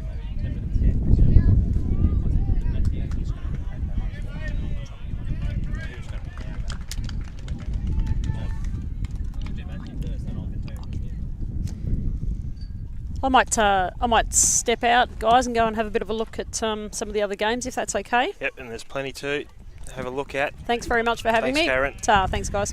And fantastic to have Karen Murphy on our broadcast. You'll have to see some of the other games, and you can see the scores of those two on the Bowls Australia website. Live scoring. Certainly some privileges you get in life, and having Karen Murphy in our company was certainly one of those, Cam. Absolutely. No one with, I don't think there's anyone in Australia with more bowls experience than Karen Murphy. Best credentialed bowler we've seen, and still giving to the game. That's one thing being good bowlers, another thing being, giving back. That's someone who's got so much out of it and giving as generously as what she does. It's just fantastic. Absolutely. Lynsey here. Be interesting to see the weight, whether it's a definite trail or just draw another shot and a touch being a bonus. She's going to get down. Oh, probably for Jack, but she stops, she'll count. And yeah, she will. Yep. So that should be 2. Kira said it was 1. I'll have a quick look. 2 and a look, is it? Tape's out. So Kira thinks it's worthwhile having a measure. Always worth a look. Always worth a look, absolutely.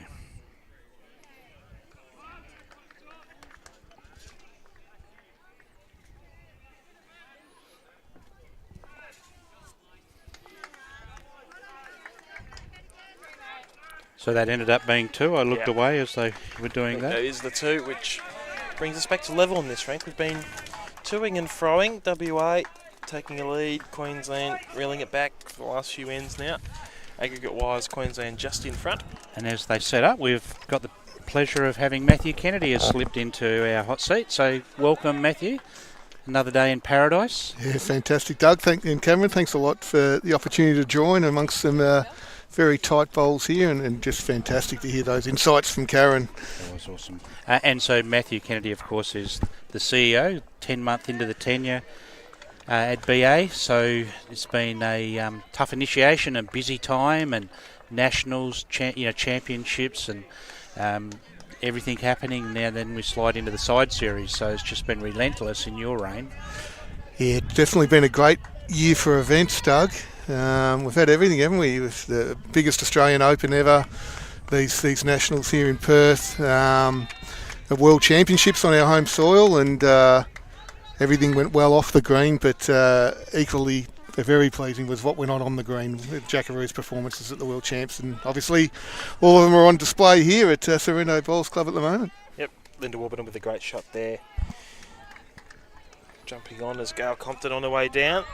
Linda's had a very good start. She has started the game very well. Gail just needs to run out of touch though. That's a well played shot. 2 very, dare I say, seasoned, experienced players is the word I should choose, Cameron? 2 very solid players. Very solid players. They know what they're doing. They know that they've figured it out. Just get close.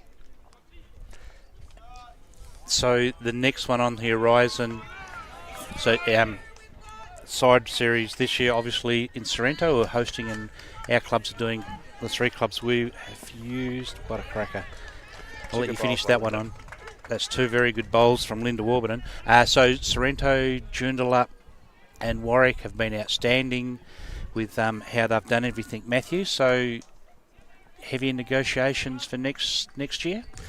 Yeah, Doug, look, it's a real festival of bowls now, isn't it, with all the events together, and it's been fantastic. We'll be back, thanks to the support of Tourism WA, we'll be back in WA in 2026. But yeah, we don't have a home yet for 24 and 25, but in discussions with various state governments, and looking forward to when we'll be able to announce the hosts of 24 and or 25 as soon as possible.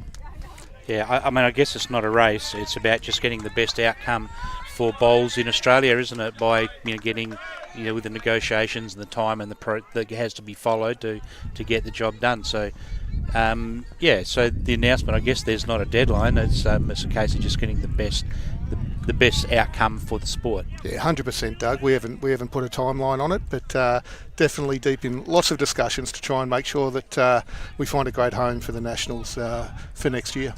There's, depending on where it does go, a lot of the clubs are experienced at hosting the event. So I know our 3 clubs, they just, because they have worked so well with Bowls Australia and it's a sort of a smallish input from Bowls WA in comparison to what you do at BA. So because they work together so closely, and with Andrew Howie being such an experienced operator, that it seems to come together very quickly. Yeah, look, I think it's a great team effort, Doug, by all of those organisations that you mentioned, and particularly the clubs. And I think the key's down to good planning, isn't it? And as you say, Andrew Howie's the type of guy that makes sure that right in advance we're really well planned to deliver the event as it needs to be. Yeah. Right, so Kira coming down by her first bowl. Gail probably got the shot. See what she can come up with after having turned out Linda's couple of bowls. Wendy Wilson with a good shot as well. Are you surprised she's on the forehand here, or you think she's trying to count and cover? Even if she tucks it away, it's better to play the bowl first. But I think she's just trying to get past, maybe match up Kaitlin's bowl. Because I can't imagine Donna and Hailey are going to be short to this, 1 or 2 down. Jack high bowl. I think the call from Skip was you're a touch over, but the line's impeccable. Yeah. There you go. And the same shot, of course, is now being played by Donna Blackwell. Yep. I think the term that's sort of come into vogue in the WA side for this is a full draw. So drawing up, but with being there, confident draw being the other term for it. Certainly erring on the side of bigger than smaller, and it's a really good effort. Gets off the front and flops for shot. So Matthew, Donna was a very good tennis player. Right. Coaching, playing, and so talented. Rereally reads the moment very well, and as we can see, and to think this is her debut season is outstanding, isn't it? You've just been witness that, and we've just seen it time and time again. Really, what a fantastic story, Doug. Yeah. And so we see people with the skill set, any hand-eye coordination, good golfers, good tennis players, and cricketers, and they transition into this sport easier than most, I think. A bit more weight here from Kira Bourke. Need to get down a little bit. Yeah, Doug, and like handling the pressure in the big moments is the thing that I really noticed for people across sports that are multi-talented. Yeah. Absolutely. Donna looking to pass, get back into that zone. Currently, Jack does go straight to a couple of Queensland bowls.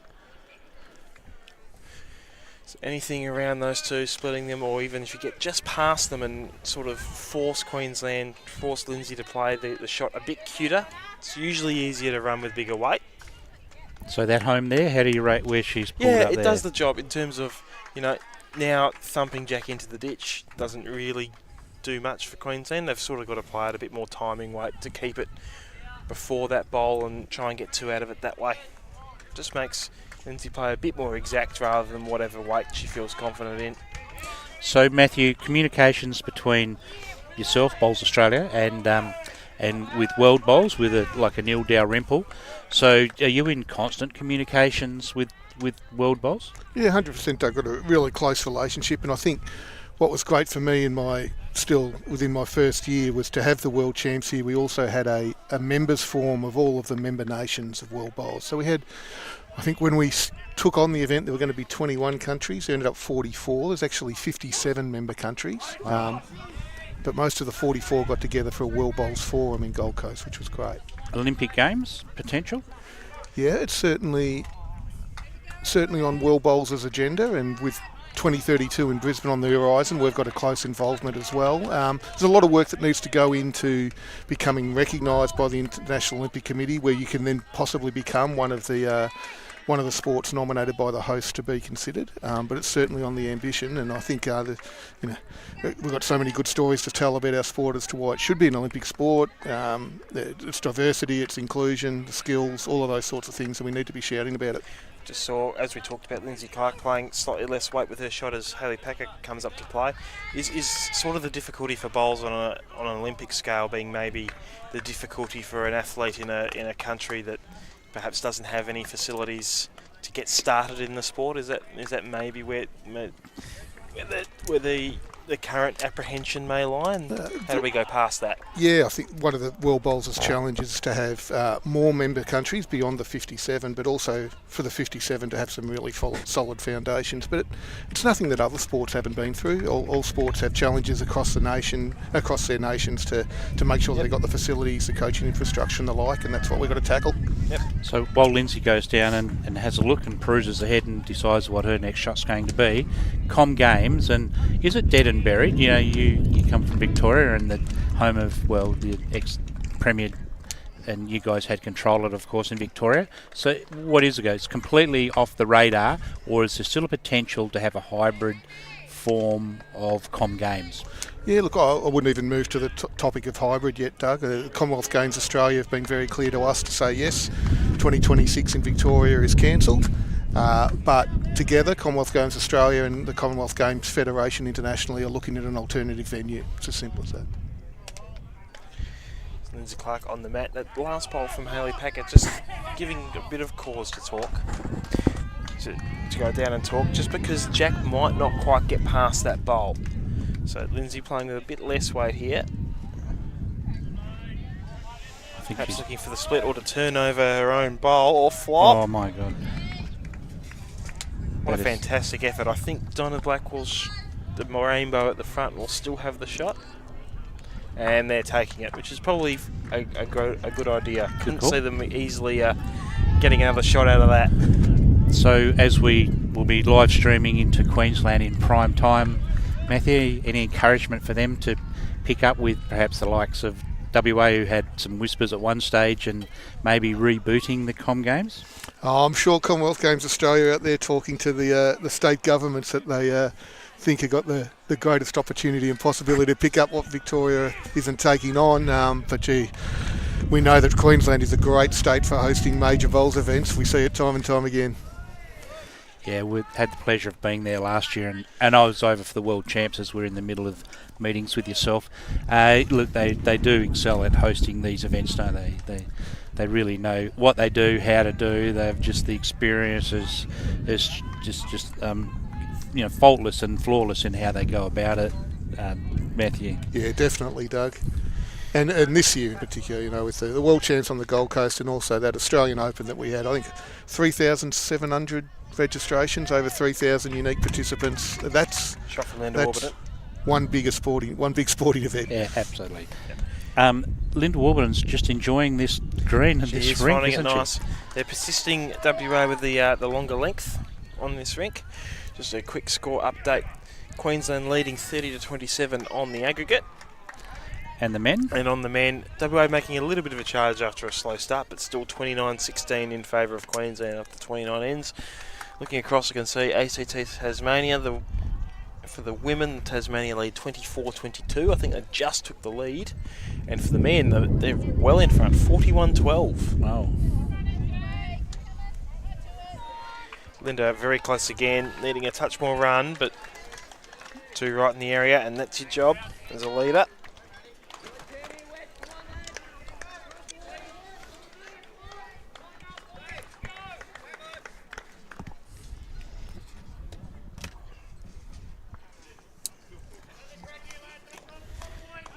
Gale just sliding through again. Has had a tendency when she has missed to have been a touch on the heavier side. Which leaves her in the game. Which, exactly. I was going to say, it's better than being a touch on the shorter side. And she would have come over to WA not expecting the extended stay. Cameron, as we know, that she played in the over 60s and has been called up into the open side.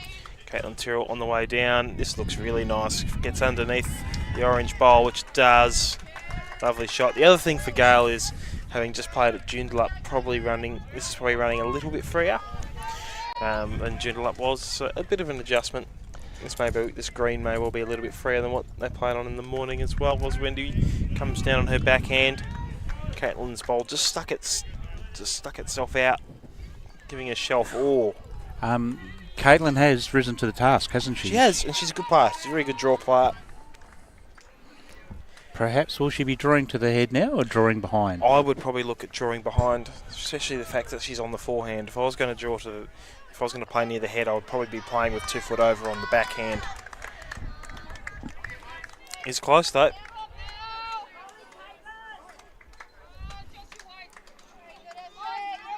So does draw another very good shot, but Hailey not with rapturous applause, so probably was asking for one around the back. I would say Wendy will still be arriving up to this head, just over the draw, wanting to stick around. So Matthew, the crowd and the layout here is quite good. It's fantastic, isn't it? I would go fair beyond quite good, Doug. The atmosphere is just fantastic. The car park's full, and people are watching some great bowls. I've spent a bit of time with the Sorrento people, and I've just been in awe on how they've pieced this together, and there forever. There's some key players, but it's been total buy-in from the Sorrento Bowling Club. They should be really proud of how they've pieced all this together. They've done a fantastic job. Yeah, and it's their first time, so just even more accolades for this club. Yes, so many volunteers involved under some great leadership, Doug. Wendy with a pretty good shot, getting to a good home and maybe cutting a couple out. Donna, there's a bit of yin and yang with that. Yeah, probably only one, and he's still sitting a bit proud, but does potentially hide away behind the orange a little bit, certainly on the forehand. And Matthew, we've had good buy-in from not just the host club of Sorrento, who have been great, but other clubs have provided people for doing boards and so forth. And the boards themselves as well. Absolutely, yeah, and the boards themselves. Yeah, so that's great. That's so it is a real bowls WA community involvement with all the clubs. It's not Sorrento just hosting the whole thing. So it's been great. If you look, there's plenty of WA ITOs as well involved. Yep, two on this screen.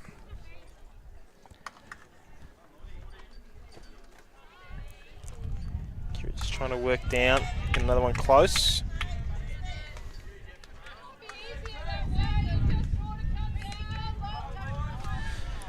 We know that their backhand are very capable at playing these shots, with Lynsey in particular. So would you be any stage looking to cover? Covering is definitely a consideration here. Hailey has opted for the change-up, so try and play the shot first, take that shot away. Because there are a few chances there, but she is going, and then if you miss, you get to the really good home, which is what she's done. Holding one, but they've got 4/3.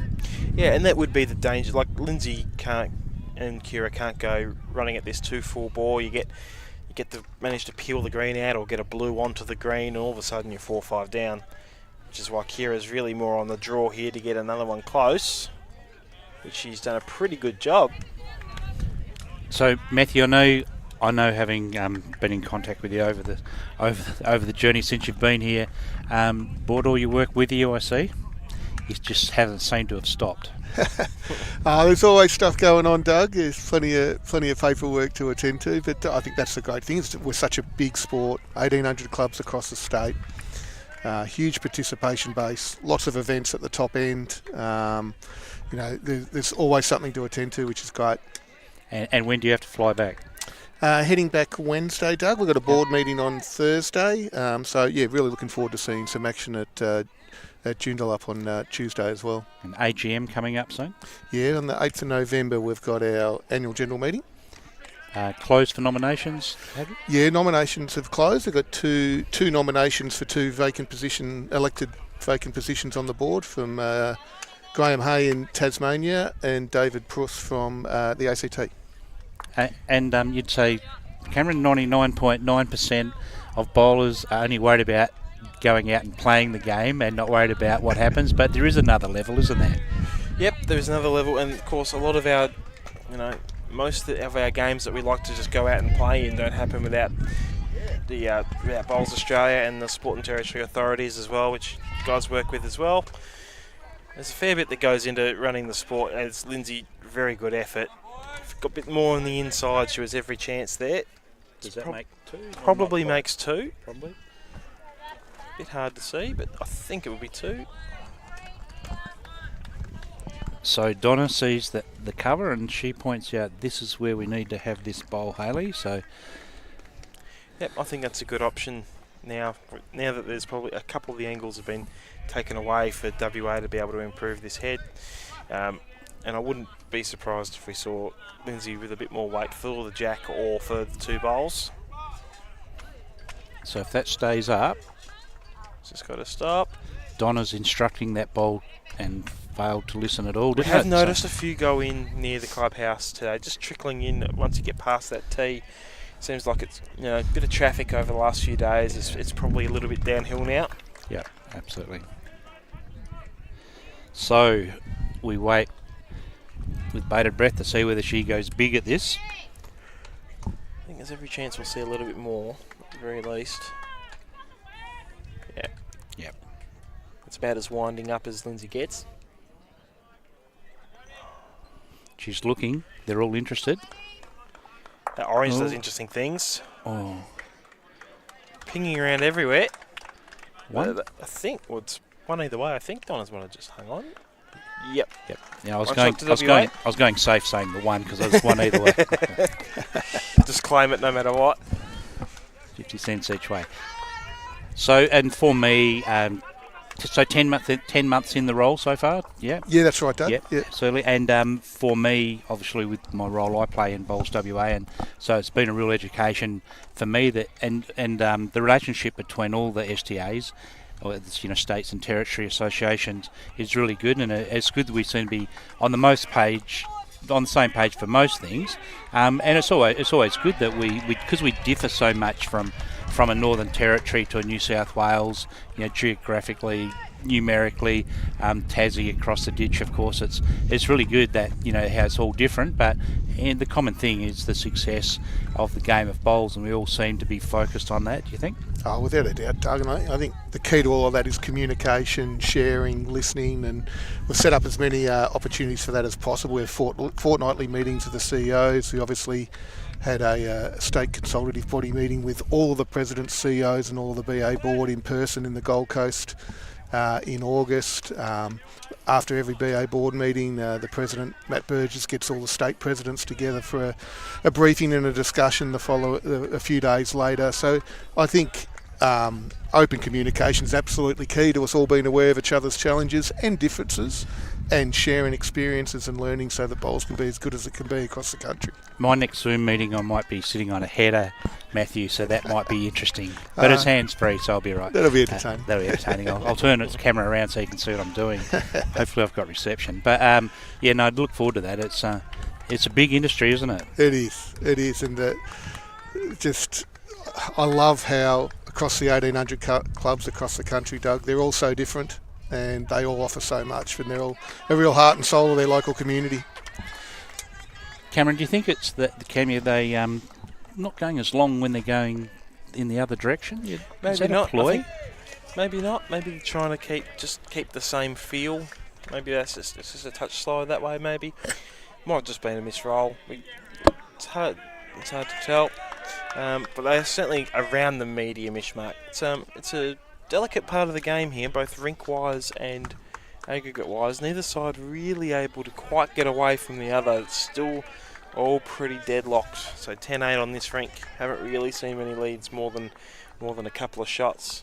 On the other rinks, 17-7 for Kelsey Cottrell in the lead over Lisa Featherby, and 14-9 for Christina Christic over Chloe Stewart, for an overall of 34-31 to Queensland. So 3 fairly big names as skippers there, Cam, that you just rolled off there. Yeah, that's what the level is. That's what it's all about, getting out here and playing with and against the best.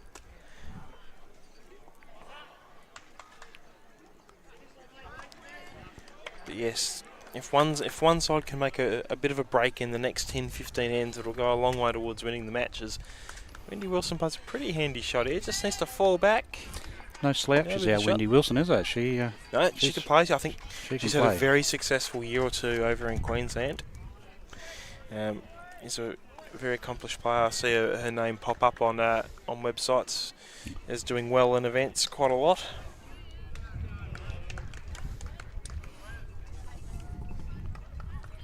Kaitlin Tyrrell on the march here, just needs to run it out.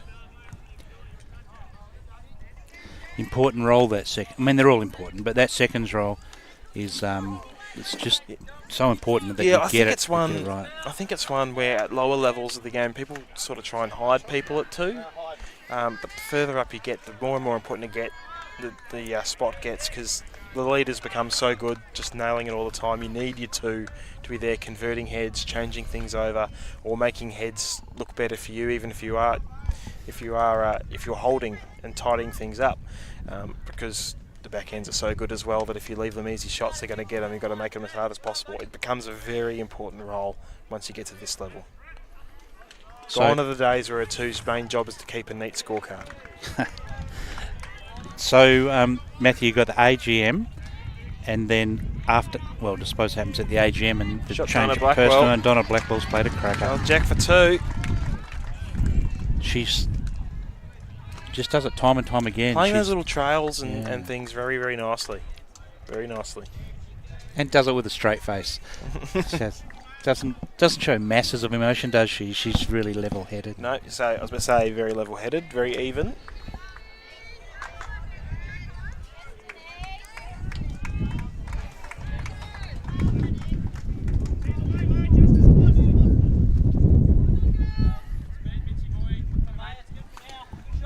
So I see as we're waiting for this, the second on the next rink has drawn a beauty. She's been well coached. Did you hire a coach for her, Doug? Only when they're close. So that little change up has changed the shot she would have been expected to play. Working down, Kira. Working on the front. There is a nice shot down there through that hole. Gets the bowls all the jack. I would have expected the wind to have started to swing around by now. So would I. I was actually going to make comment of that before the next end. We're still on the easterly. Yeah, Looks like it's trying to stay in. Yeah, it sort of died off, and we wait. We get that little lull moment, and then it swings the other way, and it lulled off, and we thought, here we go, but then it's popped back up. So. It's Donna just under the line here. Yeah, generally, I mean, we're at 3 o'clock now, so generally if it's coming in, the sea breeze is in by now. Yep. It's actually strengthened as an easterly. Well,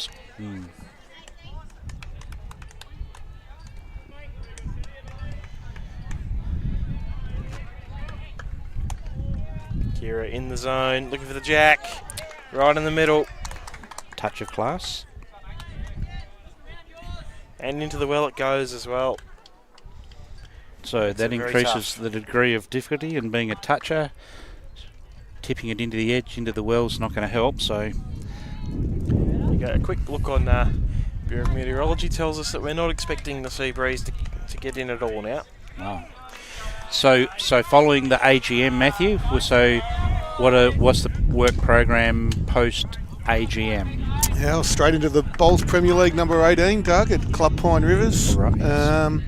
Which will be another fantastic event with the 10 teams there, including the Perth Suns, of course. And I think one of the great features of the Club Pine Rivers version of Bowls Premier League each November is it also hosts the finals of the BPL Cup. And we've had a really successful BPL Cup season across the country this year.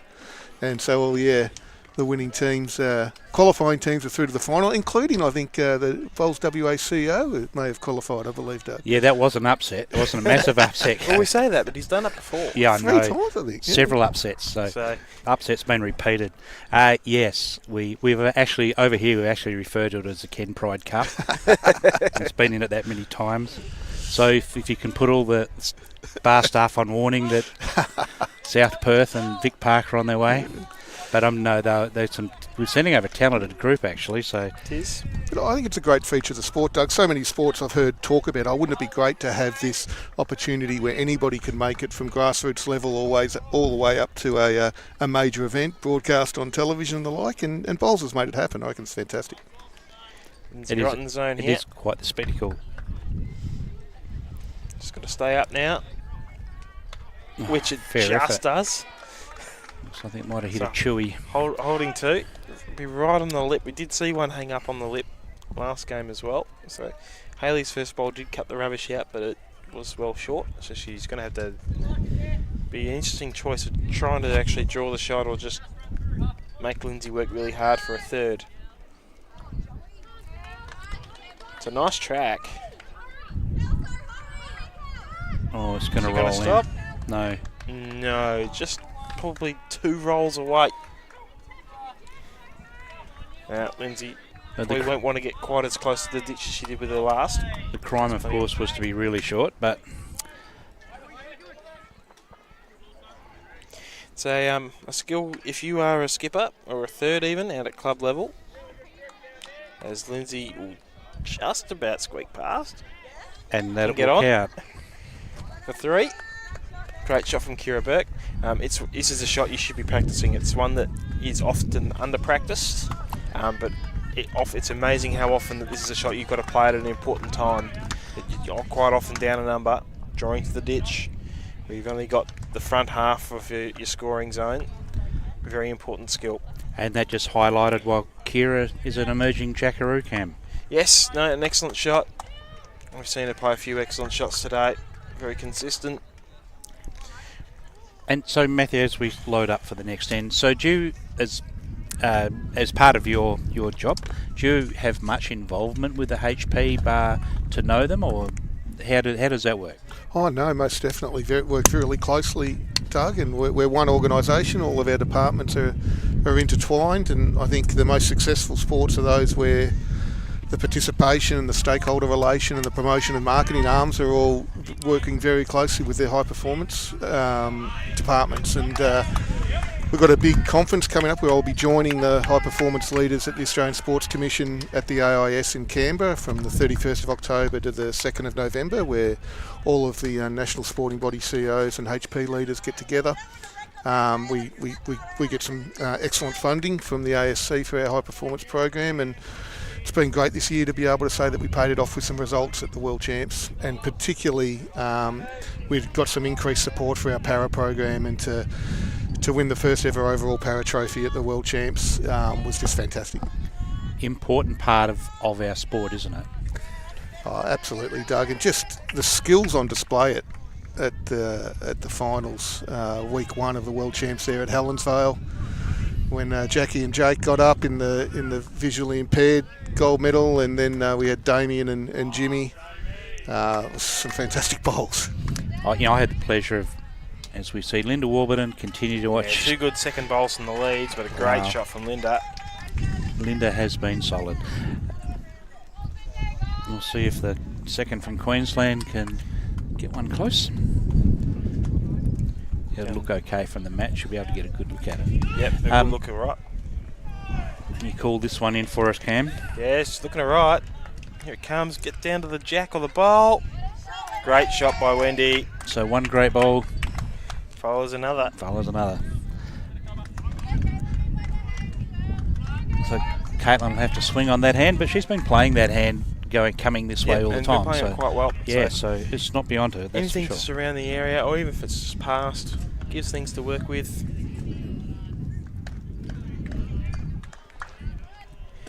So first job clearing the front. And the skip's really Going to get down hard enough. 3 crackers in a row. It's going to be a little stiff that it's gotten down to all the way to Gale's bowl. Can be cruel game bowls, Cam. You can do everything right and not quite get what you deserve. Basically, there's now 4 wasted bowls down there, and most of them were pretty good when they were played. Yeah. I'll let you get a view of this one. Yeah, Wendy's in the area again. Lynsey's very interested. Can it run underneath? Just going to fair effort. It's right in the area. So this will be interesting. So she swings onto her back, Kaitlin's backhand. Is she hasn't had much of a look at this side of the green, has she? Coming this way, so not as much, but she will have watched everyone else and watched all the other balls come down, and at least have some sort of an idea of what it's doing. That wind, if you get out, she's close to the stagger. She does get possibly back, possibly one, possibly two. But a bit of room now in terms of drawing a second. Yeah. Here we go. They're deciding someone walking back. So I had the pleasure of getting out to Warwick, who hosted the Paras in WA in Perth this year, and the club was magnificent. The way they went about it, of course, but to watch everything on display, the skill set, the sportsmanship, I was in awe of how it all panned out. Yeah, I was on a screen meeting just the other day, Doug, with some of the para athletes and coaches that experienced Warwick, and they just couldn't speak highly enough of the show that the club put on. Yeah. It shows why this is a great bowl again. Great shot from Kira Bourke, tucking in behind as well. No extra target. They just get on a roll, don't they? And that hot streak, and she's just in the middle of one now. Yep, sometimes you just find it. That's what you want, and it just becomes easy. Even if it only lasts for a few ends, it can be very impactful. So Donna hasn't got massive options. She's just asked Hailey just slip back to, who's that, Lara? Just a few words of wisdom. Yep, she's just being asked for a full draw up towards the two bowls here. Again, close is good, just past is good, and if you do happen to get down to the jack and get shot out of it, all the better.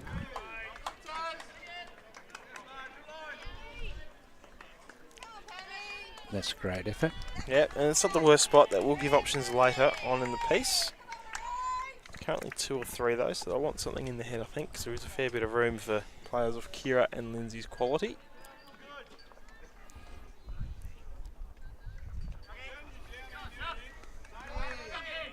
Of course, we should commend Kira on just playing quite well and stepping up to the 3 spot, because she will have prepared for the last couple of months as a lead. She will have done a lot of work on her leading. She will have done a lot of work on her jack rolling, the relationship between the bowl and her first bowl and the jack, and now she's being asked to do it. She may not have done as much work on her weighted shots, on her calling over the last couple of months. So to step up as Donna is very close. Great shot. That's brilliant. That's above brilliant. That is sensational. That's a fantastic shot. It's got the crowd in the grandstand going, Doug. Yes. Is Mother Kay up there? Yes, she's there sitting next to the legendary Paletti that we mentioned earlier. Yes. Matthew, did you realise how socially significant bowls was within the community? You know, the fight you see over here, the fundraising they do, blows your socks off, and a lot of different charities. And if there's any disasters and problems around the place, they're more than willing to put their hands in their pockets and use bowls as the enabler to do the fundraising. Yeah, look, I've learned a lot more about that since I started, Doug, but I must say social significance is one of the appeals in actually applying for the role. Shot from Lynsey, gets one out. Just in terms of the role that all different shapes and sizes of community bowling clubs play in their local communities, I just think it's an absolute feature of the sport. It's just a great place for people to try themselves out at the sport as well as be social and just have a great friendship both. So Hailey, she's got It's close. Just needs a to touch metre around. to draw second shot. She said, I'll use it all up and I'll have a resting touch. Front hopper, why not? Why not? Lock down the head. Touch her, so getting second shot is probably the best option. You just got to accept that, don't you? Sometimes you do just have to take your medicine, play a bit of defence. Should be doing well to get the shot out of it. As the percentage shot, but she's far better credentialed than what we are. The call is second shot.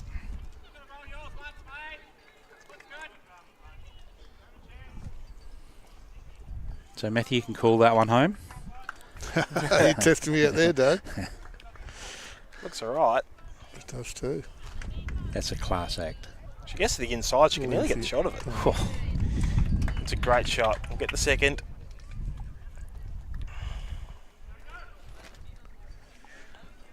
Yeah, fantastic career came to an end, didn't it, at the World Champs for Lynsey, international-wise. Yeah, we've already spoken about the retirement today of announcement today of Barry Lester as well. It's Karen Murphy retiring just a couple of years ago. It's a bit of a changing of the guard. Yeah.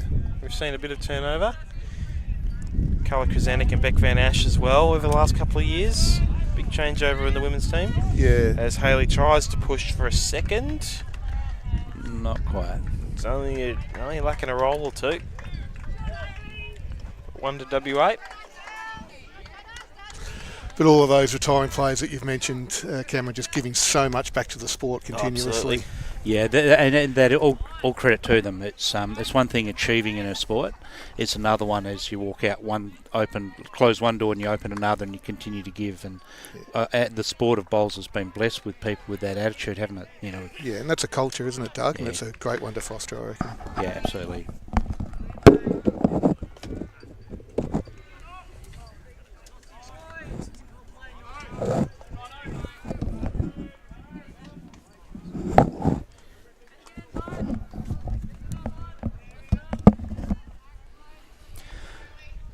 The thing we see, you know, as the presidents, as we get together and chat, in the states and the different, whether you have pokies, non-pokies, and the have and have-nots, and it's so, you know, it's hard to sometimes chat and compare notes about how we go about things, but when we talk to New South Wales, they talk about these massive turnovers, and they're amazed. They ask us how we survive, Matthew and I. So we survive on just community buy-in, just passionate clubs, good administration within the clubs. That's just people just buying into it. Survive on chook raffles, and they don't get it. I mean, as Cam joins us and puts his headset back on, but to tell them that we have that many chook raffles, we actually created an egg shortage there for a while, Matthew. But it's the only way we can do it. We're limited in the way you can go about it. And people, there's some clever ways they do it, but straight out, it's just hard work. It is. And look, you know, country clubs, regional clubs are very different to metro clubs across the country. There's diversity right across the states and territories, as you mentioned. And I suppose the great thing that I love is when I see people that have put in so much hard work and volunteered so much time, but when the club's having success, it pays off for them. And I reckon that's fantastic. Yeah. So neither lead quite nailed this as yet. Gale on the mat, tempting.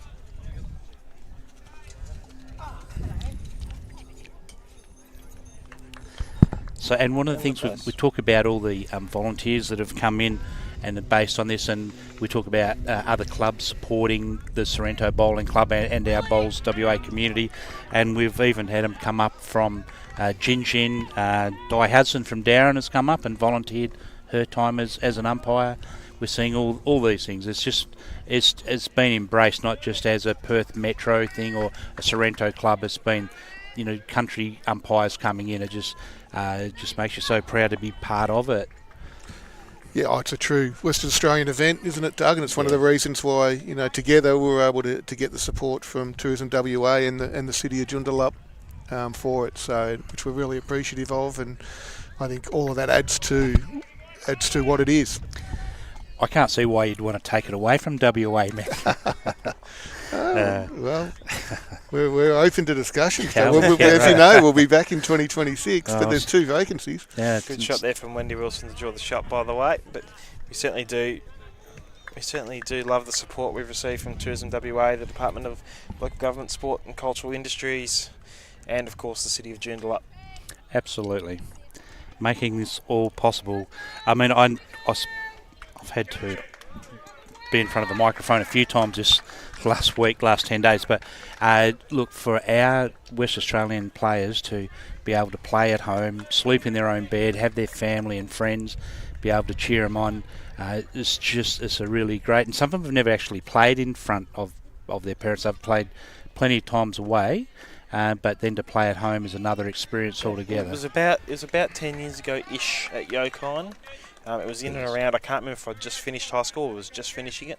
So you could have had a fairly long career and not done it. Of course, there was the old system of rotating around every year before it became the Nationals format. We obviously lost a couple of years to COVID as well, so it's been a while since it's been here, as Donna Blackwell is in the zone. The front toucher. So I'm not sure whether it was Dave Rankin who was one who had not played a series at home. Would that be right? Ranks might be watching. He may well be. I'm not 100% sure, but it's one of those ones as well where if, things happen in state bowls, they're hard teams to make, and you can miss a year or two just due not being selected or not being available. And so if you miss, your 1 year window of playing at home in that rotation system, then, there's 15 other years in between the two that you were eligible for, sort of thing. So it's quite easy to do, really, and that's probably the case for all states, really. Although the other states do, of course, have some of the other states do play more Test series than we do. As Kira, very close, a little bit of jack. What a lovely shot! Makes 2. She's having a great day. And so's Donna. So both thirds playing very well. The score's 11 each after 12. Everyone's playing well. But yeah, it's such a privilege. I was lucky to get, I managed to get one game filling in the Victoria series that we recently had, which is really the first series we've hosted here, just against one other state for close to 10 years as well. I watched that game and I was quite impressed. I thought someone will be very nervous the way you bowled in that game. You'd be easily impressed then. Donna just ranking up under the front. No, went all right. It was good to have the Victorians over here, and just that extra exposure for the top level of bowls in this state. I think everyone's really keen after watching that and watching this to hit the state fours next week and the pennant season the week after with a lot of enthusiasm. And it should be a great domestic season because of spurred on by what we've been able to witness over the last month or so, as Kira plays another good shot. Just a little bit of jack, and it might be a touch too much. I think that's ended up with Donna Blackwell's rainbow bowl as the shot. Excuse my ignorance, guys, but where were those tests played when Victoria came over? Here. Yep. So they wanted to come over and have a look, and we don't get the opportunity to play a lot of interstate competition, so we fairly happily obliged and played a 5-test series over here last month. Yes, and everyone's invited, Matthew. Yes. More than welcome to come over and experience our conditions, especially anytime, but especially as we come in towards 26. It's been a massive advantage for Victoria over the other big states, and I'd be surprised if they didn't try and seize the opportunity, and Queensland and New South Wales and try and match it. Don't let the Vics get an advantage over. I have no doubt it was in their thinking, Doug. Yeah. I have no doubt. No, I know. It's not a lucky guess, I can assure you. We might have quite a few tests that year. That would be lovely for those of us who are in the frame. I hope I'll be in the frame at that point. But a lot of people go past me and not even in the squad at that point. Who knows? But Hailey's tracking into the ditch there. But we don't get the opportunity to rack up the games the way some other states do. It's a lot harder for us logistically to get over to other states, or for other states to come to us. So to have that extra incentive to get states here is fantastic. As Lynsey Clarke, what's she got? Just going to stay high or turn the bowl. Stood it up. May well be enough. Might have been enough, yeah. High fives all around, but still a look. One down. She has stood it up. That's all she had to do. So Hailey with it all in front of her. Good news is she can see it. Yep. Front touch would nearly make 3.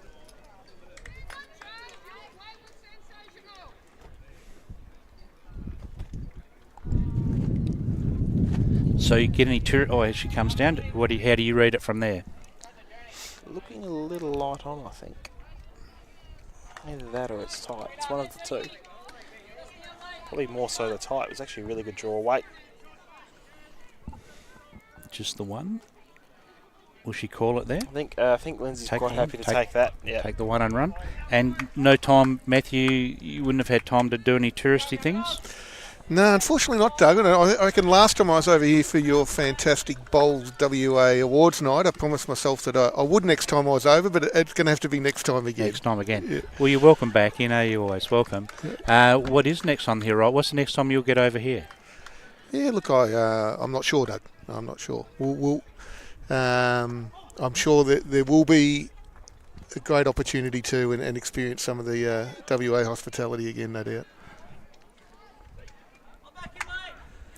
Queensland's playing a little bit shorter a length than Western Australia, but there's not a whole lot in it. Most of them have been around the medium mark, maybe on the longer or shorter side of it. Are you surprised that it's not a bit of yin and yang, that someone is stretching it right out or pulling it and consistently doing it? Not necessarily, because both teams are playing reasonably well. They'll have had their game plan coming in. I think it's just been toing and throwing a lot, so the team with last bowl has sort of won the end a lot of the times. That's a good start from Gale. So there's been no real reason. It's not like anyone's getting murdered on the length. They're winning the rough length when they have the mat or when they don't have the mat. So maybe we'll see someone blink first. Check out the legs. We did see WA experiment with a bit longer. Just a quick score update. So that margin holding at 6. Queensland up 40 to 34 on the aggregate after 38 ends, and for the men 42 to 20 in favour of Queensland after 41 ends. So they've managed to fight off the Western Australian sort of burst. They had about 10 ends to go and stop it in its tracks. Next score's 12-11 here after 13. Kelsey Cottrell leading 18-8 over Lisa Featherby after 13. And Christina Christic 15-10 in front after 12 over Chloe Stewart. Has Linda corrected here? It's certainly better, wrapping around. It's in a handy zone in any case. It's in a good spot that allows Kaitlin to draw freely. She doesn't have to worry about whether or not she drops short or jack high.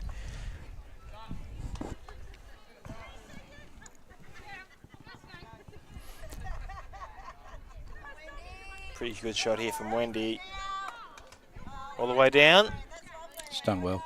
Very nice shot. So headquarters of Bowls Australia, for those who don't know, whereabouts are you located, Matthew? Look, we're in Melbourne, Doug, at the Darabin International Sports Centre, where the 2006 Commonwealth Games were held. But the reality is we've got about 35 to 40 staff spread all around the country. And that's the reality. There's even on a day when everybody's in the office, no one's on leave or the like, we're probably only at 14 in the Melbourne office, so we truly are a national body. Yeah.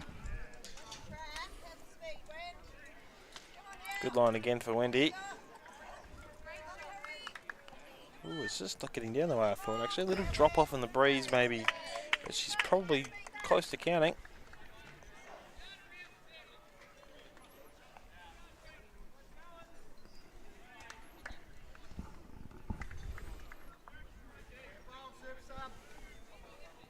Just a reminder, there is the... Sorry, I've been interrupted by a message from Mr. Rankin confirming your suspicion WA is the only state he has not played a side series in. But Yeah. just a reminder that on the Bowls Australia webpage we do have live scoring available. Well, very quickly updated scoring. So if you're interested in one of the other matches, which I'm sure you are, one of the other 6 great matches, then go and head to that link. It is in the description of the video, and you'll be able to get all the rink scores and aggregate scores from all the matches that are going on right now. And there are some key matches. South Australia versus New South Wales and the men is one that comes to mind. Victoria versus Northern Territory and the women. So while we are talking about Dave Rankin, who's been the legend of the game, and I've still got more to offer in my opinion, but Leo parked that up. Cap number 127, debuted in 1996.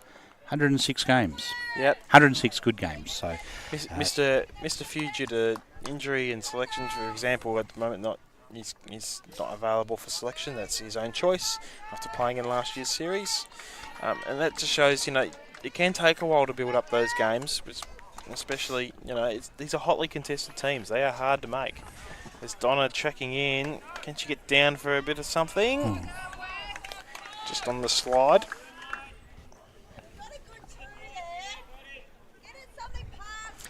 Every game at this level is a good game.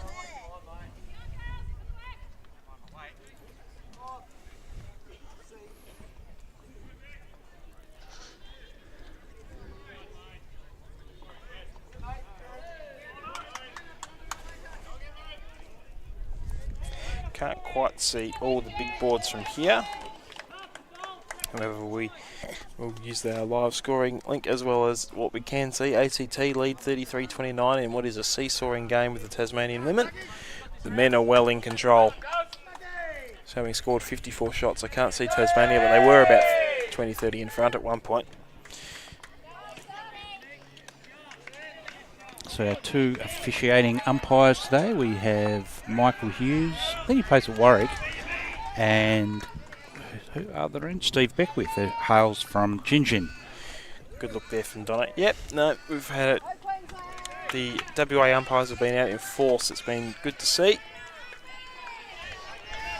Using our scores, the New South Wales men 49-31 in front of South Australia, and the women leading 54-22. And for Victoria, 37-42 is the score. So Northern Territory 5 in front of Victoria. So Andrew For Hailey their first win. cruising around doing score updates as we speak. Yep. And Victoria 39 lead Northern Territory 26 in the women's competition. So if everything stays as current for tomorrow, for the men, we will have essentially a grand final between an undefeated Queensland and undefeated New South Wales. A true state of origin battle at this stage. Will they, Andrew might be the man to ask for that, will they change where that game's played so they live stream it? I think they might actually be scheduled onto this screen anyway. As Hailey misses with weight. It will be huge if it pans out that way, won't it, Karen? There's still plenty of ends to go. Lynsey Clarke already holding a couple. 2 or 3. Yep. Looking to cover the back. They got the WA with the 4 or 5 best backward. So covering the back is the call from Kira. Lynsey coming up to have a look. Of course, in the women, it's much more open at the minute. Queensland, Victoria come in joint top, so currently both leading. Although this game is obviously very close. They're 4 wins, 1 loss. WA and New South Wales and the ACT are both 3 wins and 2 losses. WA in a close game at the moment, and New South Wales and ACT both in front. So 5 in the aggregate after 40 ends with the women, so they're still tight, but very tight. A little bit of an issue here with 3 down. From a WA perspective, probably 3, certainly 2. Lynsey and Hailey, 1 ball each. So she's going to cover. Yep, doesn't want to fatten that target. There's a nice hole that you don't want to fill. And if Hailey does get the jack, it is a bundle. So getting past into the area they've decided they think the jack will go. And if it had gone to there, it would have been 4. Is in around a WA bowl. Times to be brave and times to be smart, and I think that covers any potential problem back there. Big bowl here from Hailey. Not a good time to be dropping 3. Had a good afternoon so far. Looking. She gets under the front, she's in the area. Depends on what that lines up to do. Does promote Linda Warburton's up. Cuts one out. That will help. We'll cut at least 1 out. Cuts a lot out. 1. Gets back just to 1, so it ends up being good defensively.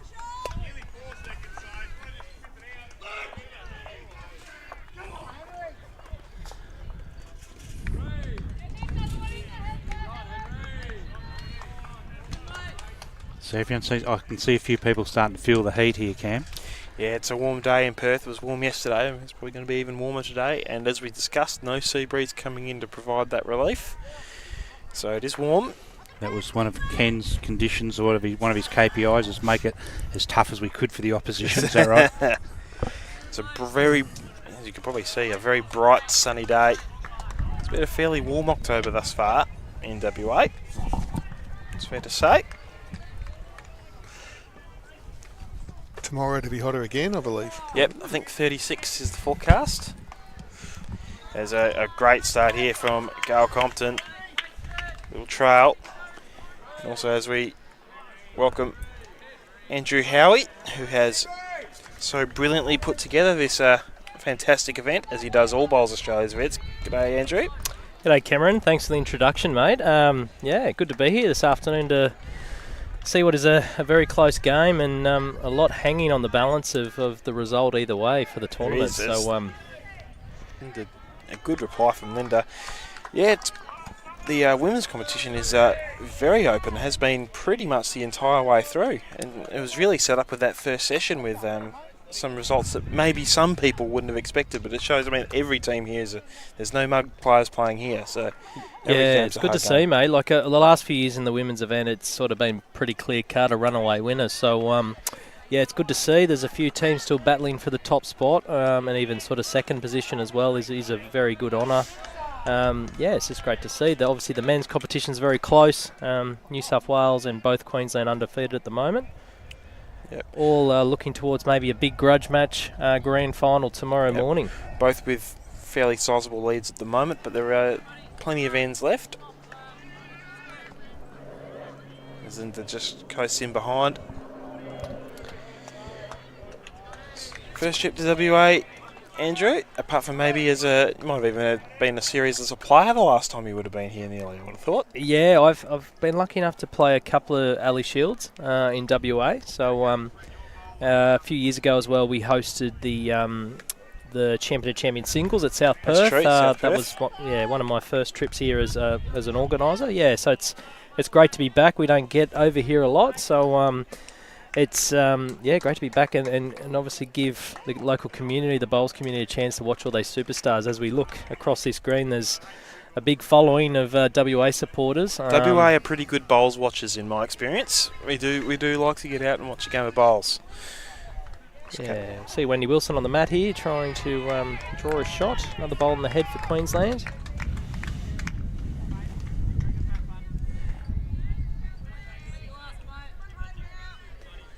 Well, she's in a good area. Just needs to run it home on that swing. Hanging out of touch. Yeah, just falling short. Good effort.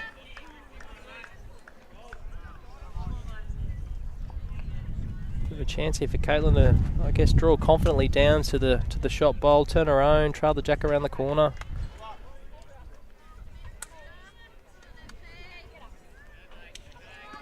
Oh, it's a mighty fine It try. is a great effort. Even just a little bit less of that bowl takes her straight to the jack. Had lots of chances down there.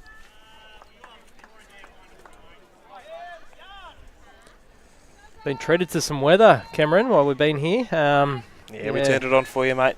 It's very warm today. I think I saw even one hotter tiny tomorrow. slither of cloud, which is the first bit I've seen for about 3 days. Not good enough, Cameron. Yeah. No, you've improved. As we said last time I was here for the sides, it rained for 5 days straight. So we've definitely gone better this year round. Yeah, that Yokon series, I remember I went and watched a couple of days and was huddling under cover for most of it. See Kira Bourke here.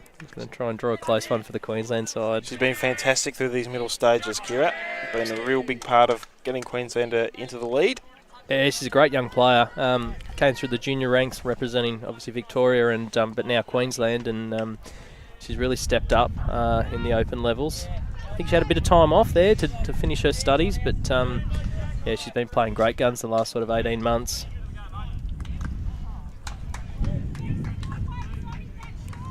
Donna Blackwell just trundling through a little bit. Turns Kira Burks, but hasn't done a whole lot. Just looking for that extra bowl in the head in the corner.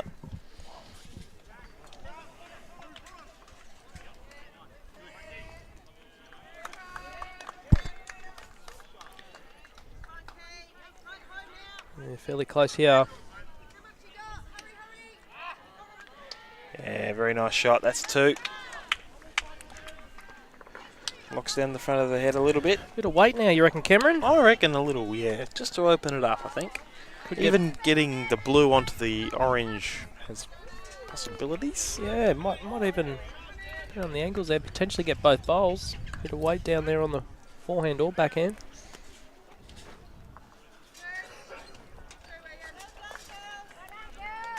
Looks pretty solid on the forehand. So she's in the mix for something. Well played. And runs Great up through for shot. So Andrew, you obviously organise a lot of Bowls Australia's events, and a lot of the major events recently, Commonwealth Games, World Champs, have been on the Gold Coast, as is the Australian Open every year, the last side series. But so you've just had to organise an event on the complete other side of the country, probably the second biggest event we've got in terms of logistics behind the Australian Open. What were the difficulties in that? Yeah, you're right. It is a little bit more challenging. In a way, you've got to be a little bit more prepared, considering you've got to allow for time to obviously post stuff over here, trophies, scorecards. Even obviously it's a luxury. I'm based out of Broadbeach Bowls Club, so a lot of the events are being run on the coast. I can actually just go down and meet with them face to face and see how the greens are going and talk through obviously the logistics of the events. Everything obviously had to be done online. I managed to do a quick, I think it was a 2-day trip over here in May to come out and see the clubs and sort of meet with them face to face. So, but yeah, it is a challenge, but the host venues have done a great job. Bowls WA have been very supportive as well. But yeah, no, I couldn't be more impressed with our 3 hosts in Sorrento, where we are today: Sorrento Bowling Club, Warwick Bowling Club, and of course Joondalup Bowling Club, who will finish the event with the Australian Championship starting Tuesday. So Hailey Packer here, looking possibly to add another.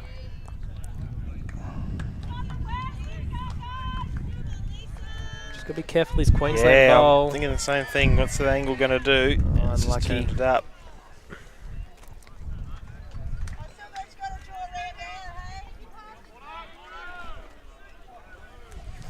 So Lynsey now with shot, looking to get another one close. Yeah, definitely. There's still some options there for Western Australia. It's a little lonely.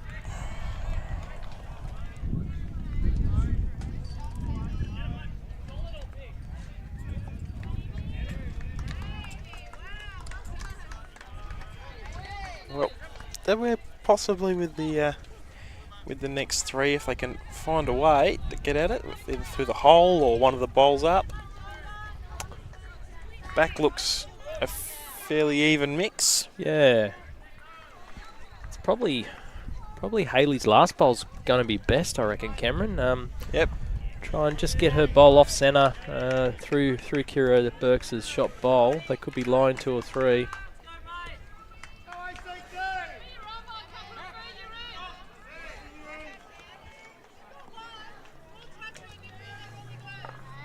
Looking up just with solid weight. Needs it to get down a little bit. Just to the hole. So there'll be one more to Queensland. They're starting to build a little bit of a lead on this rink, which neither side's really been able to break away on this rink for the day. And likewise on the aggregate board, it's never really been more than probably 6 or 7. Yeah, that's what we expected. Two quality teams. They're both performing well this week. So, yeah, it's what we like. A nice close game to finish the day. And you'd expect that 2 good sides, both in contention.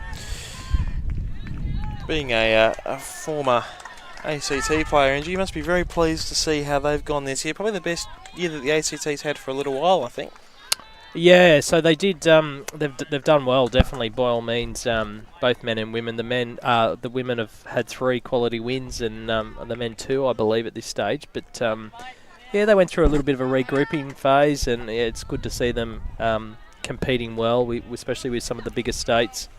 Still, a lot of my good friends are representing ACT this week, so always will hold a bit of a soft spot for Canberra, and yeah, wish them well. So. Yep, both with double-digit leads over Tasmania at the moment, the men's and the women's side. But that's one thing you do see pretty much all the states do go through that phase. I think Western Australia is just starting to come out of it. We're a fair few years of sort of leaner results, and then you build to sort of the honourable loss stage. And last year we were able to finish 4th and get 4 wins, and really we're only half a bowl off the silver medal last year, as Gail Compton with a lovely shot. And this year already with 4 wins on the board. It's just the phase that everyone goes through. South Australia had a bit of a lean patch, and then of course broke through with that group of Rudiger, Thorborn, Kleinig leading the way, and we talk about that Yokine series. We're dreadfully unlucky not to win that, and then won a couple of years later. That's just the ebb and flow of this event, really, isn't it? You have you maybe lose some experience out of the team, you drop back a bit, you invest, and then you have a group come through that takes you further. Yeah, that's right. It's a very hard event to win, and yeah, so it's really big on, as you touched on, building those players that have tasted this level and trying to stick with them. And as you mentioned, SA did it well for a number of years. They had the same faces, a young team, and it paid dividends for them. They won the Alice Shield. Funny story, that year you mentioned, and we touched on the ACT. I actually represented New South Wales that year at Yokine, and my home state, ACT, where I lived for 15 years, knocked off SA to help me win an Alice Shield. So by all means, mate, I better follow them, and I still owe them one. Didn't know your influence went that far. Good second there from Kaitlin. Don't worry, they bring it up to me all the time. Every time I see them, they say, "Oh, you still owe us one." It's amazing how often that happens, though, by the way. I know there's a story of South Australia themselves beating Western Australia to deny them an Alice Shield in the last game. It does happen. Yes, I remember that. Year. Rosny Park, I think it was. New South Wales ended up winning because of that last... It's always New South Wales getting aided by this. Yeah. It just shows you. You look through the history books. I guess this event's been dominated by New South Wales and Queensland, but so many of those events could have gone either way. Yep. It's come down to the last games. Over the years, a lot of the states have been evenly matched. And it's just a luxury for Australian bowls. We've got so many great players around the country. 100%. Sort of to be one of the best standard domestic competitions in the world. So Kaitlin Tyrrell, lovely shot, turning out Gail's bowl, getting the shot.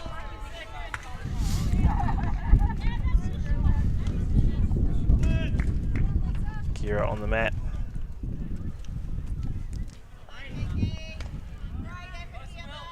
Played this pretty well. Yeah, just needs to hold on. Oh, it's a good shot. Another bowl in the head for Queensland.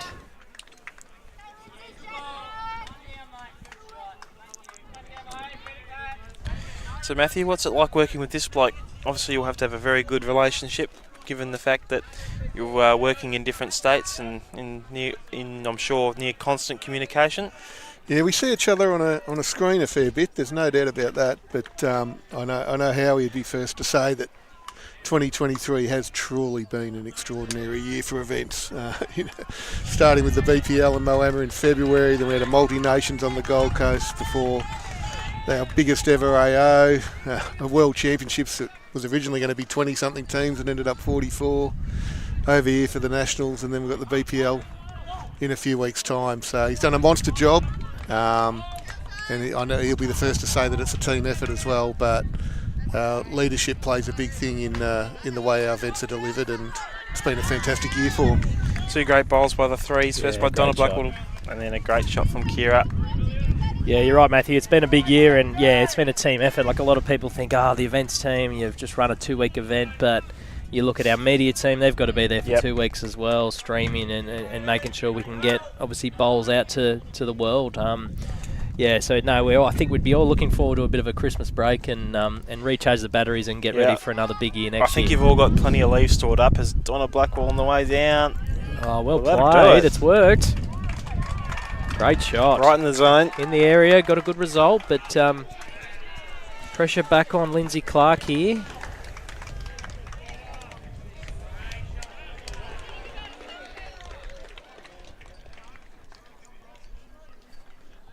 Yeah, it's going to be not easy to get shot here, Cameron. No, it's The easiest setup I've seen, maybe. No, she's Sort of just through.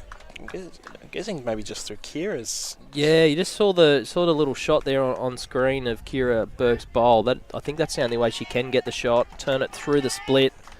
You can see Gail Compton's bowl down the bottom of screen there, waiting. Well, it was. It was, yeah. It still probably is. I think Hailey needs to try and cover those two bowls. As you can see, the call by Donna. Yeah, I wouldn't go anywhere near that with this one. Wouldn't want to risk giving an angle to actually make a shot for Lynsey. Yeah, that's right. You just got to, I guess, make Lynsey think about her next one as well, because she does only have one bowl on the head currently. So if Hailey can get another one in there and cover, Lynsey's got to be careful the weight she uses. She knows pretty well. Oh, perfect. It's a perfect shot. It's a great spot too.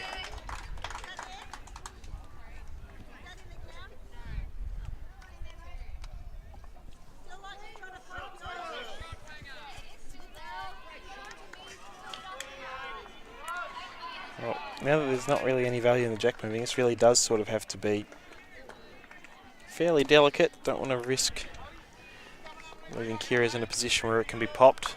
Yeah, I guess the danger's Donna's bowl on the line. Yeah. If she's overplays it, turns that up onto the jack or onto her own bowl like she's done. It's actually worked out alright. It could have been a bit worse. Yeah. It's only two.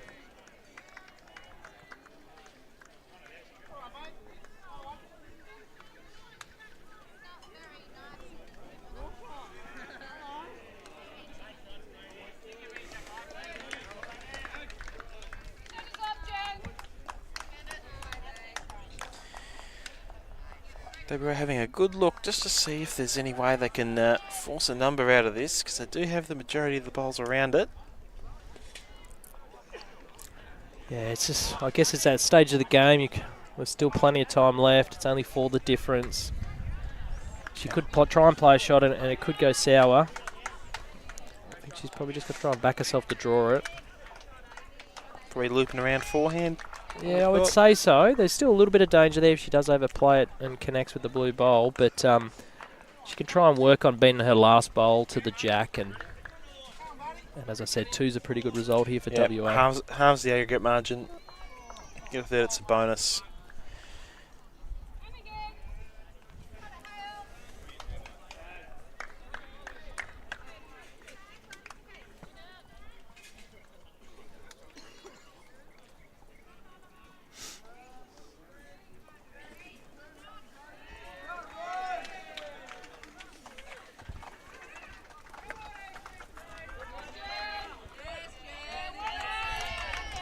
Is out on the forehand.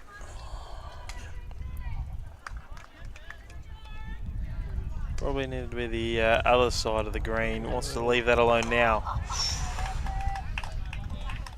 No run, Marnus. Good leave. All right, game on to the diff on the overall.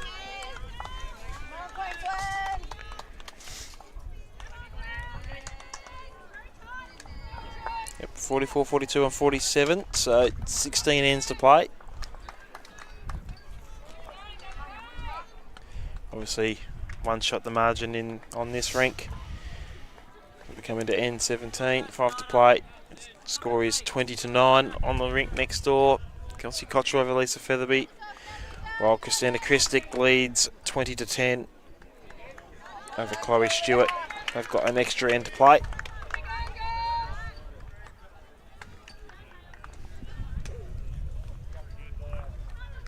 When they finish, I need to find some bowls. This green looks a treat. It does. It's yeah, we used this one for the juniors first day of the tournament, and Sorrento was saying it's only just sort of come back in from renovations, and it's gotten better and better as the week's gone on. So it looks like a lovely green. Credit all three host clubs that we've used for the nationals. The greens have been great. So I'm sure the players have enjoyed the facilities. Going to hand the headphones back to Doug, guys, as you finish off this tight game. But you're actually going to get him working. Thanks, Matthew. Much appreciated, mate. Lovely to have you on. Matthew Kennedy, the CEO of Bowls Show, giving us a great insight over the last half the game or so on the inner workings. Bowls in Australia as Linda Warburton nails the jack. Great correction there by Linda. Pressure back onto Gale. Looking to add probably 2 metres on her first bowl. 2 in the aggregate. It's going to be a dramatic finish, won't it? Yeah, it's going to. We're just saying that's going to. This one's probably going down right to the end, I think. So live stream tomorrow, if you've already discussed it, Howie, but live stream, what's on the go tomorrow? What teams are they mentioning? Pending results this afternoon, and everything stands the way they are currently going. I'd say we'll be doing the New South Wales Queensland men on A green, so behind us here.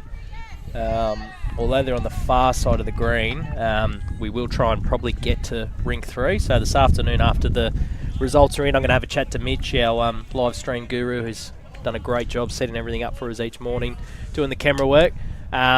So we'll have a chat and try and work out what's going to work best in terms of the rinks for tomorrow.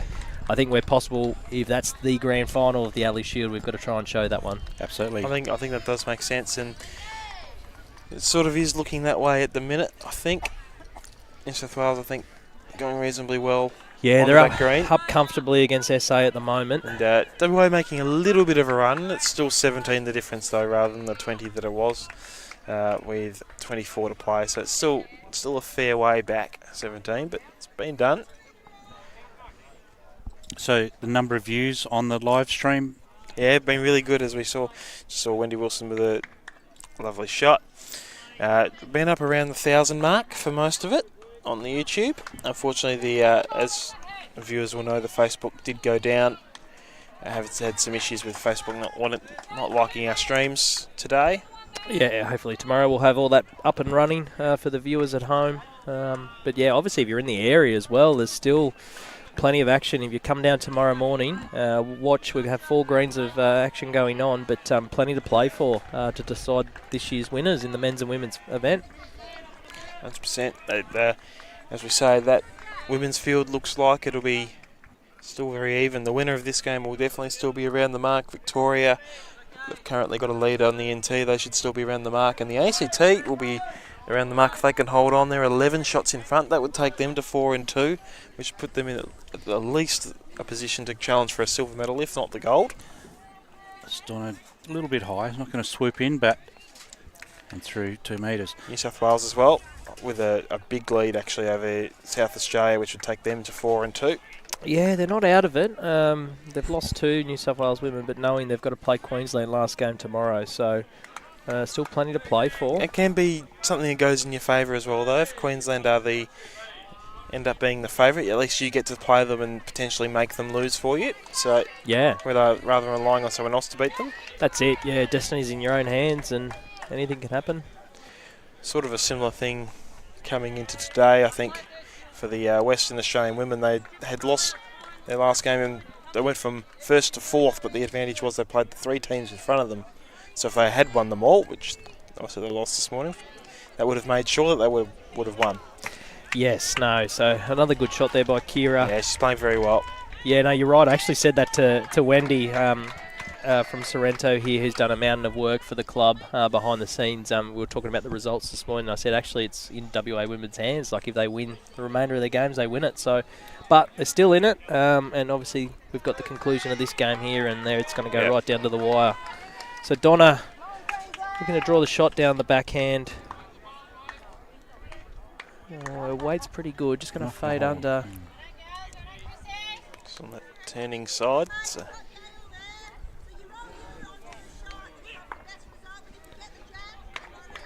Yeah, okay, as you can see, Lynsey there, the call's yard of weight down on the backhand. Kira can turn her own shot, second shot onto the shot bowl or trail the jack around the corner.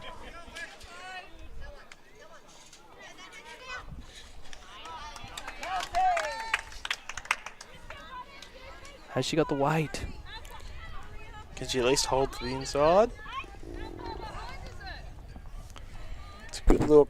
Probably, as you say, Andrew, just lacking that yard of running that Lynsey was looking for. Yeah, big shot here for Hailey. She needs to try and get to this jack first. Even if she happens to turn around the corner for 1 up or just 1 down, I don't think she can leave it for Lynsey. She sits the shot ball out. She's probably line 4.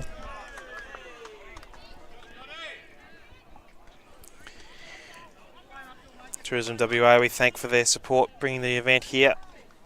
Walking on a Dream, the current campaign. Plenty of things to do in Perth, in WA in general. Margaret River, up north, there's some lovely places to go and visit up north. So feel free to come across and see what this great state has to offer. Of course, we also thank the City of Joondalup. All 3 of our host clubs are in the City of Joondalup, and they've been a fantastic supporter of all 3 clubs across the last couple of weeks. I'm not going to quite hold Hailey in the area, but not quite. Another one in the zone, just a touch higher and doing some good things. Yeah, she's been a little bit unlucky. He's probably made the shot a touch easier for Lynsey. She probably use a touch more weight if she wanted to. Land the shot bowl off Hailey's last. She gets the jack around the corner.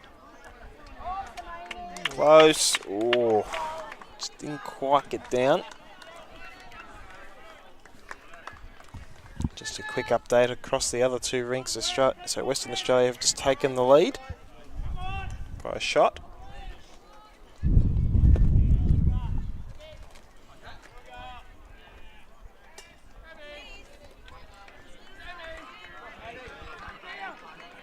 Just overcorrected.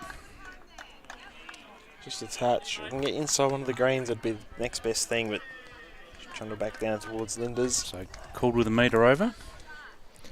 Yeah. Trail. Plenty of options. Yep. Trail or land the white one.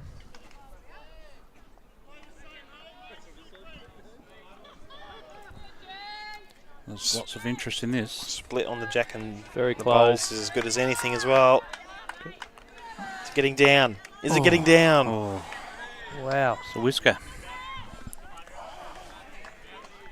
Another coat of paint. She was getting something. Yeah, great effort. Played the perfect weight twice to try that jack around the corner. But it looks like it'll be another 1 to WA.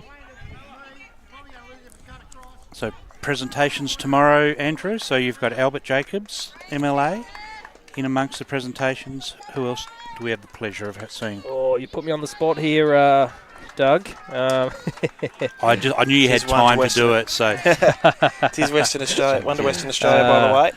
No, we do have another representative. It's can't remember her last name. Kaitlin, I believe. I just can't remember her last name off the top of my head. I don't have the info in front of me. And also we'll be getting Matthew Kennedy, Bowls Australia's CEO, involved. But yeah, it'll be a great conclusion to the event. It'll be a good chance to obviously recognise all our winners and the support we've gotten through Tourism WA and City of Joondalup. But also thanks Sorrento Bowling Club. This is their second last day. It'll be their last day of competition tomorrow, and they've done a fantastic job. Absolutely. I know they have, following the presentations, 3:30 they kick off. They're going to have a recognition and acknowledge all the hard work that have been put in by all their members. Yeah, Linda has a cracking good start. No, that's fantastic to hear, Doug, that they're going to do that.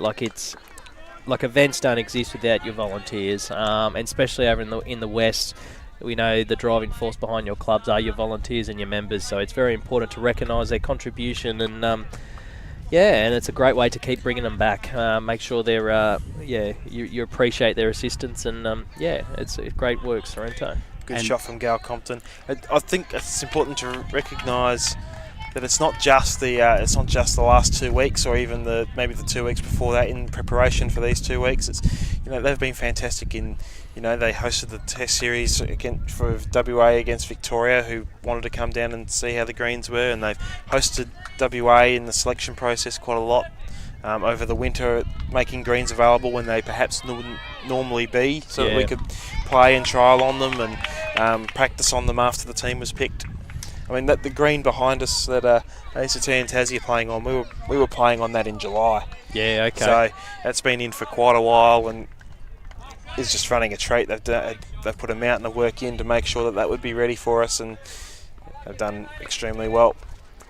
And then, as Sorrento finishes theirs, we'll be moving across to Warwick, who will be doing the same thing. So they'll follow from one to the next, because it's been a amazing effort by all the clubs, as you know, Absolutely. Andrew. And they will. The first thing they'll do is acknowledge how easy and helpful you have been in the journey as they've, piecing all this together, because it's new to them, and they've lent on your experience and expertise all the way through their journey. So I know they were very grateful. Yeah, no, you're right, Doug. They've done a great job, and that's what we're here for. We're only happy to help, and I guess make the experience of hosting a national title as easy as it can be. And as I said before, I couldn't be more impressed with our host venues. Just from the time I met them, firstly, just to see how excited they were to be hosting, to be given that opportunity, and just the amount of work they've put in. It's a credit to them, credit to all their members, and of course Bowls WA. You guys have done a fantastic job as well to help out where you can. We can't see why we wouldn't want to host it every year, Andrew.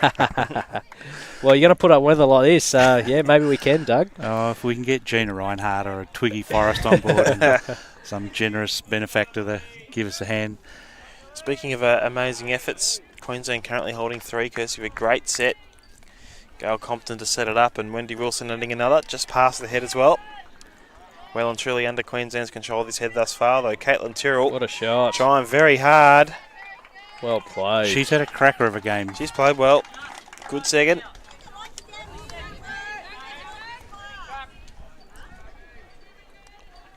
Interesting here to see Lynsey's called to get past the head.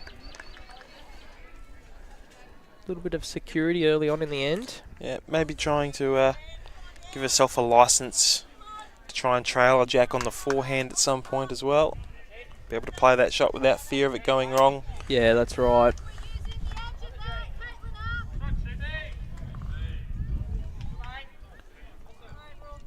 So it's a licence to reach, albeit Kaitlin only needs to come up and over to steal the shot. Yeah, it's just that sort of full draw, 2 feet to a yard of weight. It's going to get a pretty good result down there on the backhand. In the zone. Onto the blue. Well played. That's a good shot. Bit stiff really, and it's resulting that it's down an extra, but there are, does put bowls around it for WA. It's made it easier, and it probably took away some of the danger. So Queensland were building a good head there if there was a trail of the jack. So, in a way, it's probably made her next shot a little bit easier, so you can probably play something similar, arrive down there on the backhand. So see Kira Bourke come to the mat. She's going to try and draw a shot. And she's had a really impressive game, Andrew. See why she's an emerging jackaroo. Yeah, she's a quality player, and she's been involved in obviously the emerging jackaroo squads, Australian under-18s, but she's also been involved in the BPLs as well. She's had a couple of goes representing Club Tweed and also Club Pine Rivers. So she's definitely experienced for a young age, and I'm expecting big things from her in years to come. And if you'll be going out the top end for her to come through, Andrew? Yeah, I'm not sure, mate. Like it's, you never know what's around the corner, do you? We're very lucky at the moment. We've had a very strong women's team for a number of years now. A few have now retired in Lynsey after the World Champs this year, and Carla Krasenik and of course Rebecca Van Ash retiring and also. Realistically, Karen's retirement's not that long ago either, really. No, you're right. Just what a missing great the jack. looking Donna. What It's an a fair effort. look. But we're lucky. There's just, you look around in the women's and men's field, there's so many good players coming through. So we really are lucky with how many good players. I mean, you look at our current women's team, and people like Ellen Ryan, Christina Christic, WA would have played a lot more games for their countries for a lot of other countries. Dawn Heyman and Chloe Stewart similarly, all in that good age bracket to move up together as a group, and we really do have a great depth in this country of top class players. yeah, and there's no reason why the names you've just mentioned they can't have longevity at the top. So they're great players. They're only young. I guess it's just about getting that work life and bowls balance right, so you can continue to perform at the highest level. So is it a reflection of some very good programs that are run, Andrew? Yeah, I believe so. Just seeing how it's changed. Over the last sort of 20 years, I guess, from a national level, just the high performance.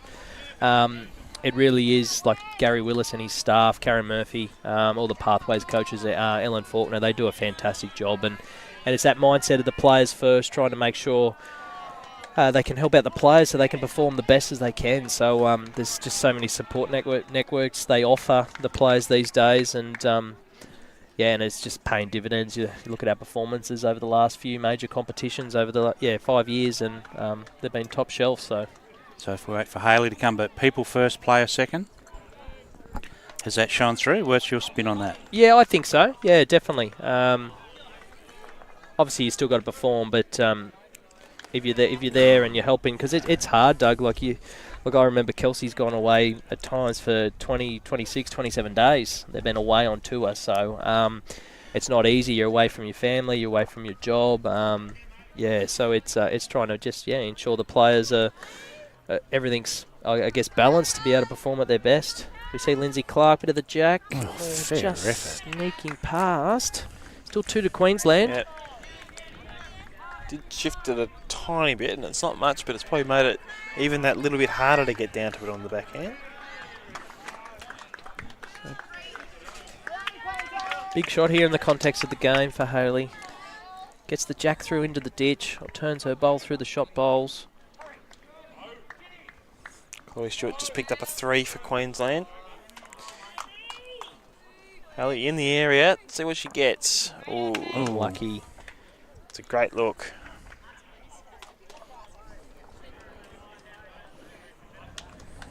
Yeah, so Queensland will jump back in front now by 1 shot, 47 to 46. 12 ends to play, including this one, real and truly on the home stretch now.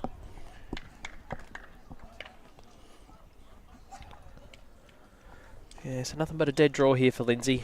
Needs to drop probably a yard of weight on her last. Beat the wing blue bowl to count.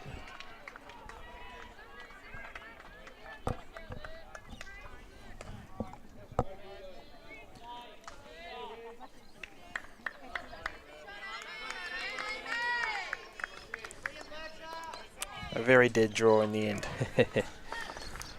Still, 2 to Queensland. We take the lead on the rink. Extend their lead to 3 on the aggregate. And we are set up for a barnstorming finish here on this green.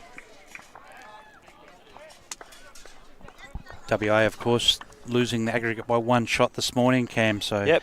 they've experienced a bit of heartbreak already today. So I'm hoping they don't feel it twice in the same day. Well, in that game, they were the leaders for most of it. And Victoria came back late, so they'll be looking to reverse the roles.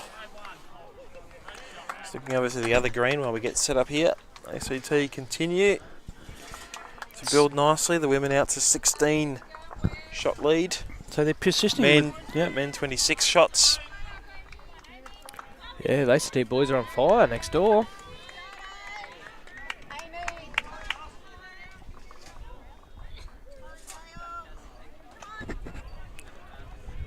I'll just need to get a touch more run, but it'll be around the area. Just needing that extra metre.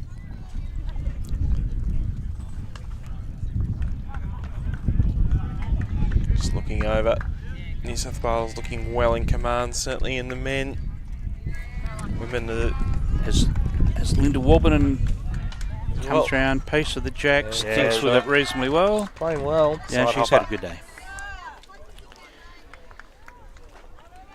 This, of course, 19th then. So Not a lot of time left. Just to let you know, Cameron, just before I came on, it's probably changed slightly, but New South Wales, in the men, were up by 18 shots over South Australia. And then the women, they're up by 32 shots, New South Wales. So, yeah, dominant performance at this stage over there. Yep. On the back green. Just looking over at the other green. Yeah. Currently, Victoria 6 shots up in the men against Northern Territory, who were in front, so they're pushing them the entire way. They'll go down to the wire. The women's game, I think, last I looked, was a little more comfortable. Yeah, 46-36. Got here. It might have been a few moments ago, but 10 shots. I think that one's fairly up to date. And it's just trickling past.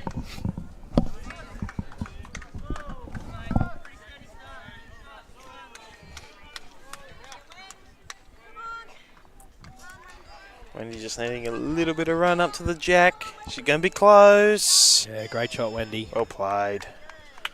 Just might have fallen out, but yeah, good opening shot there.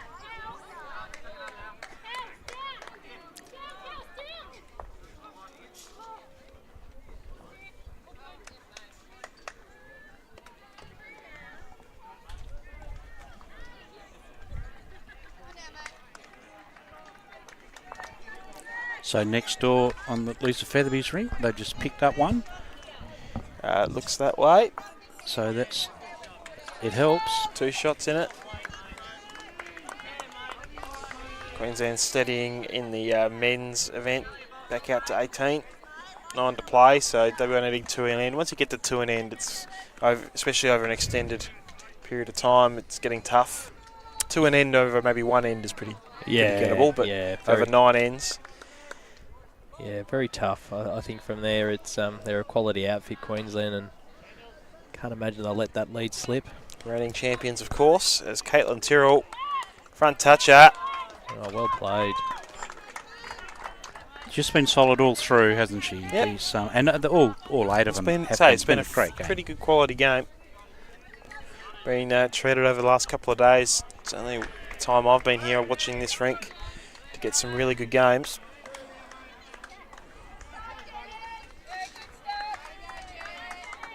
It's not easy for Queensland to get in there at the moment. Will they open that up, Andrew? Do you think that I don't. or is it too tight on the aggregate board to do anything that's not calculated? I'd be more inclined to think maybe just a metre, maybe 2, just rattle through or get up through the hole for the jack, maybe. Just depends how many they're down. It may only be 1 with the orange bowl. I'm not 100% sure. So, as you can see on the screen there, the shot could be a yard down on the forehand. Just hit the shot bowl, work off the blue and stay. I don't think they need to overplay it, Doug, but just enough where if she lands one of those bowls, she's staying in the head.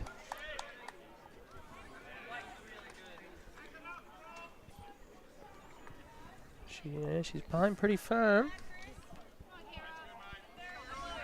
Ooh, that just sort of hung late. That looked good a long way. Surprised. Yeah, I was surprised she used that much weight.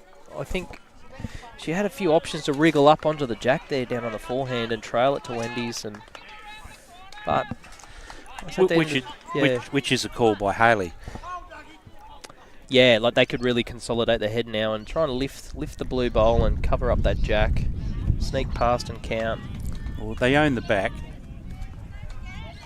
Just getting past the green. Yeah, so they're going back to the conservative shot. Yard away. It's a good call. If she misses, she's landing in a good area. Yeah.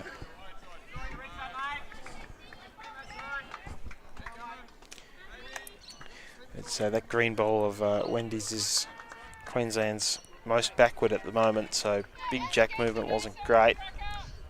This will give them something to play to, if nothing else. Taking some of the danger away there.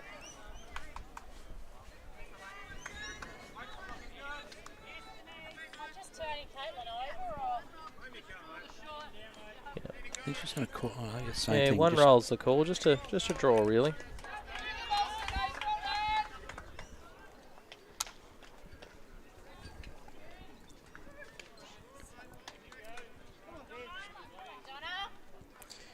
In the area. Yeah, just a touch quick again, that's all. Yeah. Wasn't far off.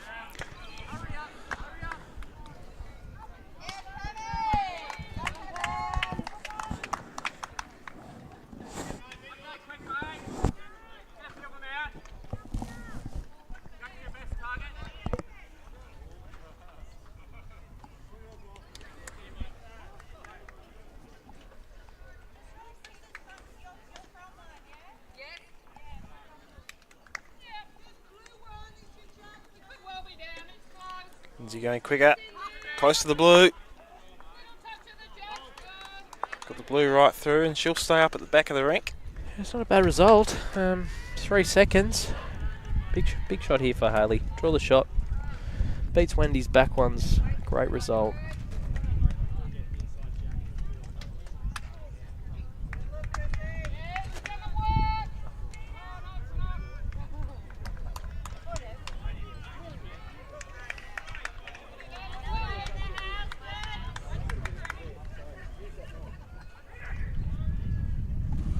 So what's the shot selection now for Lynsey, Andrew? Oh, it's... She can't see doesn't get a look at it. She can see the edge of the orange. I'd be nearly inclined to go again. She's just gone. Try and rip the orange out for 2.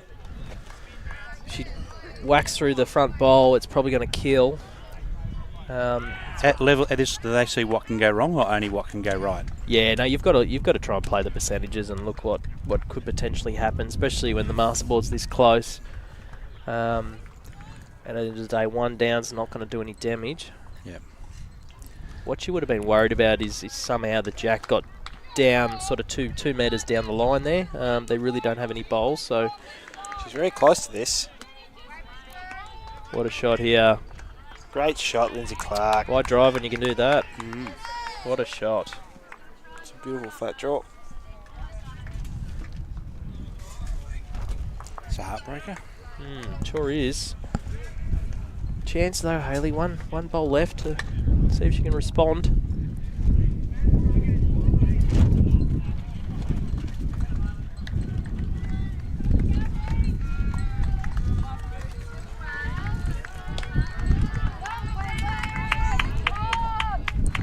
Certainly interesting team. It needs to get down. Oh, what an effort. It was a good effort, but it won't feature on the card. Yeah, the wind's starting to get a bit stronger now, boys. Yeah, puffing up a little bit. Yeah. Had sort of eased off for the first part of this game, but puffing up a bit more now. It's changed its direction.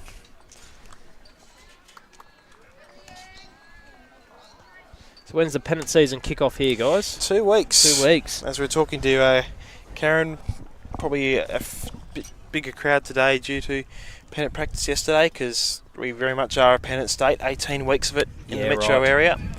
Various in the in-country leagues, depending on the size of the league and those sorts of things. And a double header for you, Cam, during the season for Metro? So we've got a double header this year. We always like to be finished by Easter.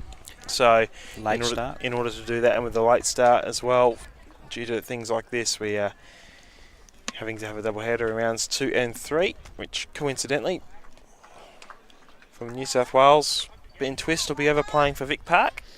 Yeah, Sachi did mention that the other day when I was on air with him for a little bit. And start for Gale. So what's your club, Cameron? Still, I'm a Cambridge boy still. Yep. Still there. Played against you a couple of years ago, playing in the colours of the Mighty Knights. And yeah, 5-a-side, I think, wasn't it? Yep. Yeah, Helensvale. Yep. So the quiz question was going to be the other day, Howie, Linda. give me the 3 people who don't know Lee Such.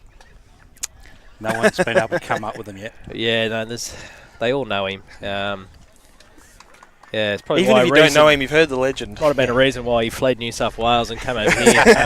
Probably too many people knew him, no, he's a lovable bloke, and he's one of the great people in our sport, a true larrikin. But no, he's a good fella, and he's done a mountain of work here on the live streaming over the first couple of days for us, so much appreciated.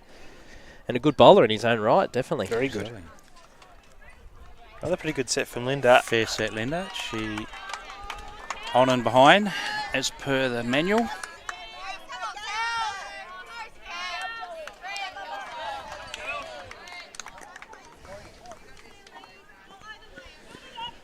I'll have to leave you very shortly, guys, as soon as this last, the first game finishes, and start putting in the results. But, it's been a privilege, Andrew.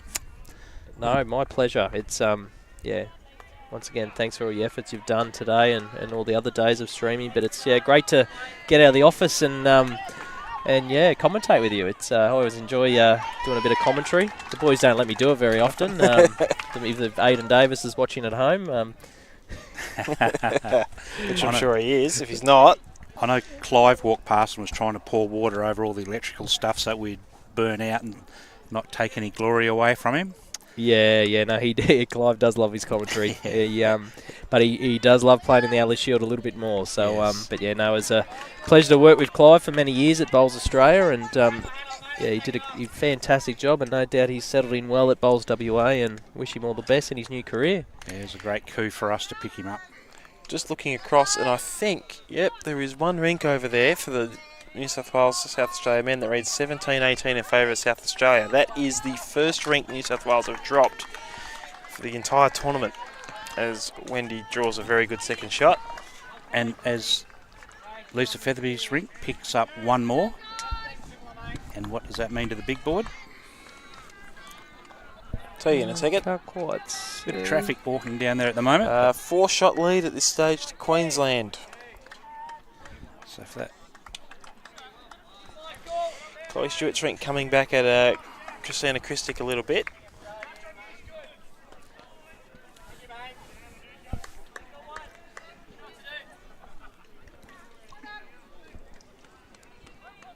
Kira Bourke walking back to the mat. I think it's simply just a draw shot down on the forehand by the look of it.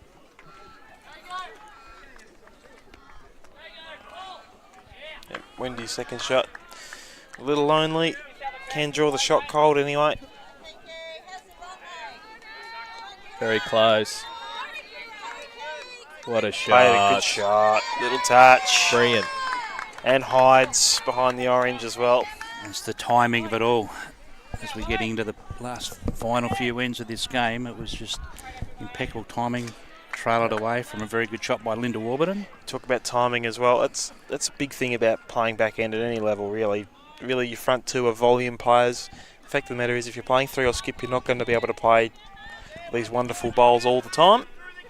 But it's when you play them, how useful they are and how much impact they have on the game. Yeah, that's exactly right. It's yeah, I suppose as a skipper, even third, as you mentioned, one of my good mates, Adam Jeffrey, who played for Australia, spent a lot of time in Canberra. I played a lot with.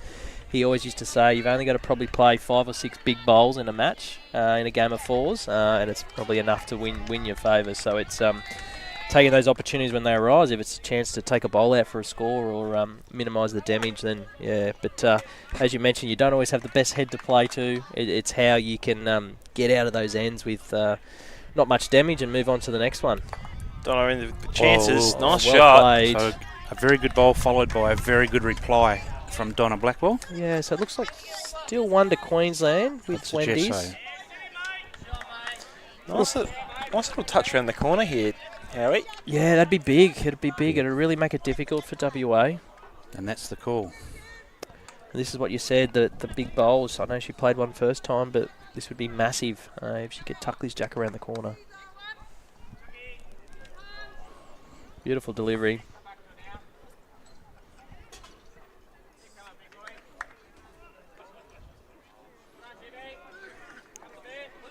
A little bit of a straighten.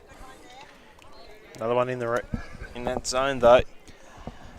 So Donna, she waiting for a bit of consultation on the bank.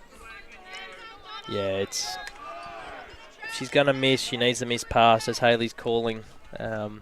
Nothing for short here. Ideal result is if she's not drawing the shot, is beating the brown bowl and covering and then giving her skipper a chance to play a shot.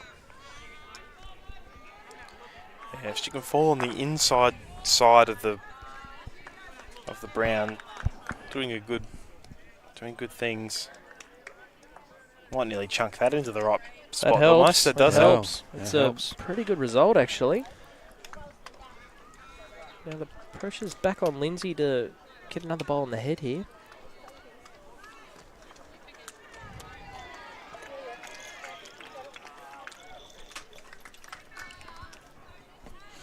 What are the chances of chiseling that green out? Yeah, there's every chance. The way this green's playing, it's playing beautifully, and there is that late bend back with the right weight. Hard shot, but it's definitely there. See what Lynsey does first. Yeah, good weight. So what are they going to look at here? How attacking are they going to be? No? I think it's probably a couple of feet of weight, really. Yeah. That's enough to turn the green one out Draw for three. It's only really got to really flop over and then back up. Yeah, get you 3. Yeah, touch it down the line, could make 2. So it gives herself a couple of options. I like the speed she's used here. They're looking. Linda's happy with it. It's close. Guess Jack got to go with it, which she will. She flops. Yes. Gets the shot. Well played. Just couldn't have played that much better. Jack the other way was a bit better for her, but she's played a great shot.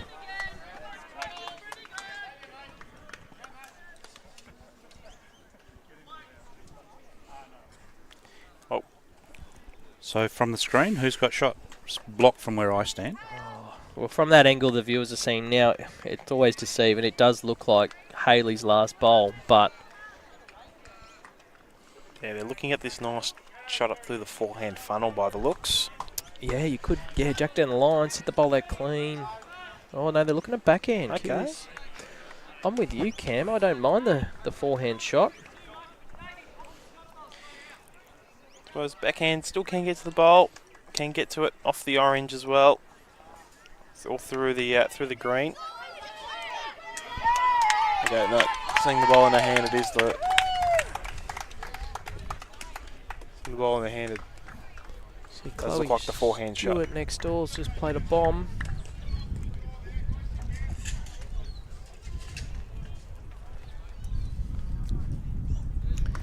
Yeah, drifting on that high side. Yeah, just a little bit tighter that hand, and it'd be very precise. So Linda Warburton tells me that it's a measure, and I did see Hailey recalibrate her fingers at the start of play, so we'll see how accurate they are. So. It's quietly, boys. I'm just sniffing a puff of sea breeze here. Yeah, it's definitely cooling. Cooling us down a little bit. It's very nice. Be good. We'll get the last end a bit cooler, Cam. Well, it's an interesting time for a change in conditions. Yeah. Not exactly a lot of time to get used to the idea. So what would you do? And you play it like it's down, Andrew? It's very tough. There's, as you can see, they got nothing past. So if she was unlucky and trailed the jack, she doesn't go down. It's very hard to get in there. So Donna's going back to that shot that you called on the forehand. Yeah. I suppose there is another shot. If it's very tough, can't quite see at the moment. She could try and land the shot bowl down at the backhand in between the brown and the green. The yard of weight, land the shot bowl if she's uncertain. It's probably less danger. As long as Hailey... land yourself and fall back in. Yeah, top of the screen there. A couple of yards of weight, land the shot bowl out. It is a narrower hand, so it may hold. As long as Hailey goes back with just one shot in her head.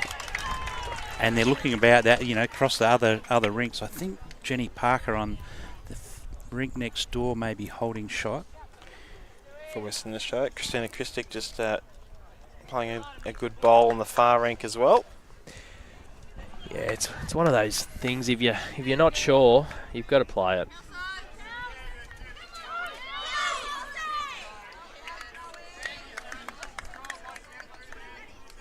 Kelsey close to getting shot. Not quite, I don't think. I think it's only one. We've been really... It looked like it actually looked like more than that. The red bowls may well have been Denise Kelly's. No bias has been shown. Any bias being shown by you over in that rink, Harry? No. I'm well and truly sitting on the fence. I better not. I'm sitting next to two WA locals. Might give me an elbow to the ribs. That's right. He'll cancel you out. Well, here we go. How's this for a massive call? The tape's going to decide the outcome here and not play that last ball. I've been in a situation like this. I know there's a couple of people who don't want to hear about it. In a state fours knockout game, we weren't sure who had shot, but we didn't think we had a better option than just going to the tape, and we lost it because we actually couldn't see a way to get shot. Well, we lost it. It was the last end.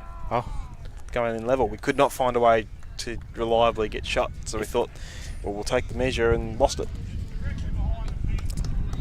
But WA win it. Good call. So, brave call, good call. Well, that just adds to the drama. Yeah, so WA holding 1 or 2 on the next rink as well, over. I think maybe 1. Can't quite see the masterboard at the moment. Oh, well, of all people. I think it's 3 the difference, potentially.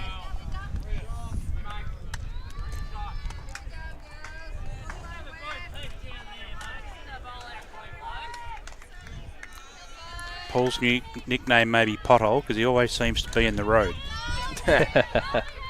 What a shot here. Oh.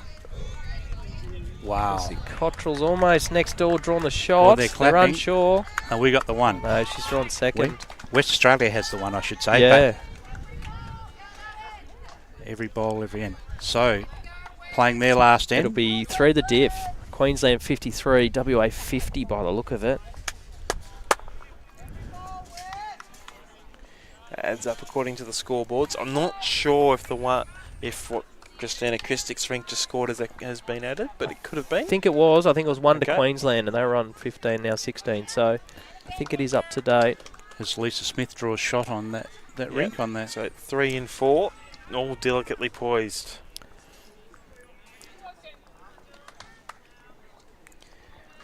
Into Warburton on his backhand.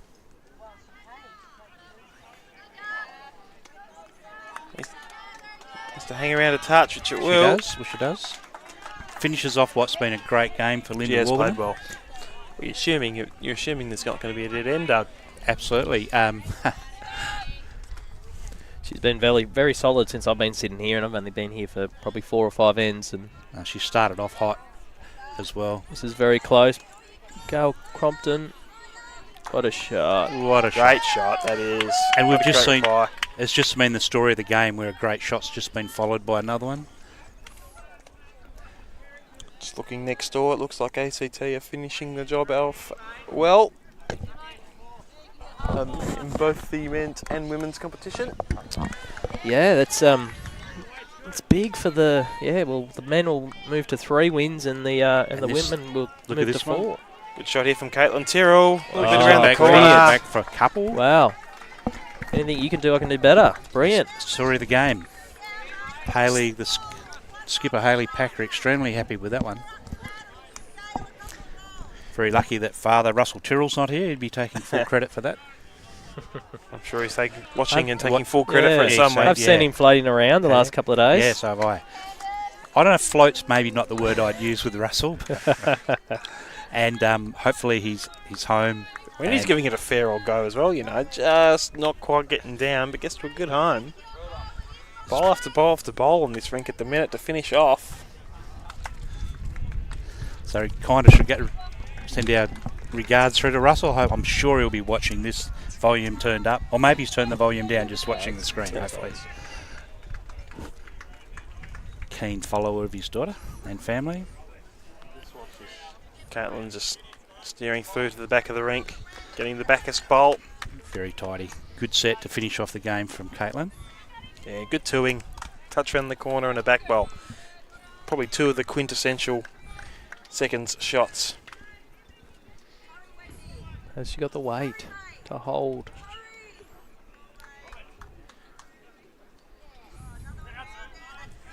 Another one in the zone. Yeah. Ooh, so Donna Blackwell takes a deep breath. Not without some element of risk here, Howie. Yeah, she's just got to be mindful of being narrow here. She doesn't want to turn onto the brown and really open up the head for Queensland. Draw shot, if she gets to the blue and falls over, is a great result.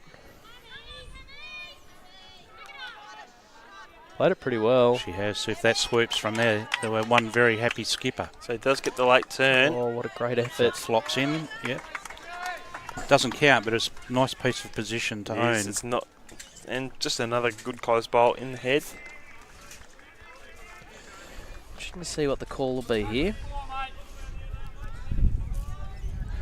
So glance across to the adjoining rink, and Jenny Parker's got shot just behind the jack. Lisa Featherby's holding 1. Yeah. I think it's probably a similar shot to she called Wendy. Yard of weight, sit the shot bowl, get the orange through the jack.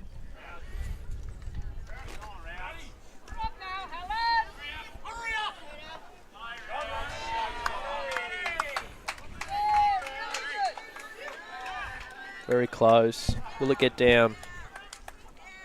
She's trying. It's just to the outside. Be quite happy it didn't tip over in the Yeah, end. yeah, it was a good leave. Didn't want to flop that behind the jack. So the story doesn't change. Hailey Packer consulting with Therese Hastings, a legend of the sport, and well known to you, Andrew. Yeah, she works with the Bowls Australia high performance team. Does a great job. Lovely lady. Yeah. Great support network for the Jackaroos, Therese. And yeah, as you mentioned, Doug, she's got plenty of experience at the top level.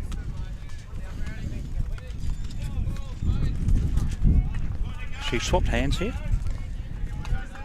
Yeah, looks like I think it's safer, personally. Works off Wendy's.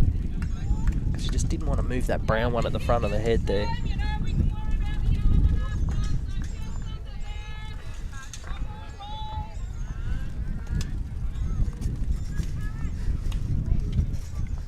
Oh, Gonna get on the edge of the ground. Unlucky. That is unlucky. I thought we had this conversation earlier, Harry. Bad luck. All of a sudden, Queensland holding a shot. Although, albeit they do, but they don't want to be trailing it too far from. No, where it it's is. not the end of the world for WA. It's one of those things you got to look at. The Queensland bowl's probably locked in now, so does she... They've got 3 bowls waiting a yard down the line. Does she try and trail the jack? Just try and get there first. Yeah. Trail the jack, take the danger away. She'll be holding 3 or 4. Otherwise, Hailey could... If they leave it for her, she could trail it for 2 or 3 herself. So, if she happens to be a couple of bowls tight, she sits the orange bowl and stays in the head. Well, she's had a look at it. Swap into the forehand, so... You may be right. She could be trying to play this. I do like the shot choice. I do like the call. From your Andrew. She might have been out a bit high. No, she's going past.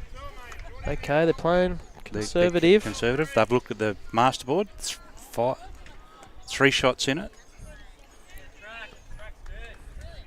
Limiting any potential pain by parking it out the back. Yeah, it's big, good shot here for Hailey. She's got a couple of options. She could land it clean or gets a bit of bowl then jack. She'll be 2 or 3. So these are these big moments we were talking about earlier, Cameron. Yep. It's next door. It's Featherby just sails past. Holding 1, I think, for Western Australia there. Yes. Bolivia Millerek with second shot.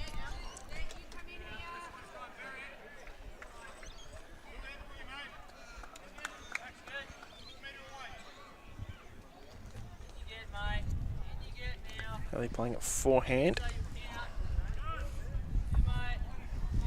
Is that a through weight or she's just arriving weight? Just arriving, I think. She falls off the orange. Just close. Falls off the orange. That's a great shot. Well played. I think it's enough. What does the screen look tell at you, this? Looks like the blue. Oh, it's actually quite deceiving. Wow. Could be Hailey's last one, or it could be the blue at the bottom of the screen. Hard to tell on the screen, and we don't exactly have a great angle.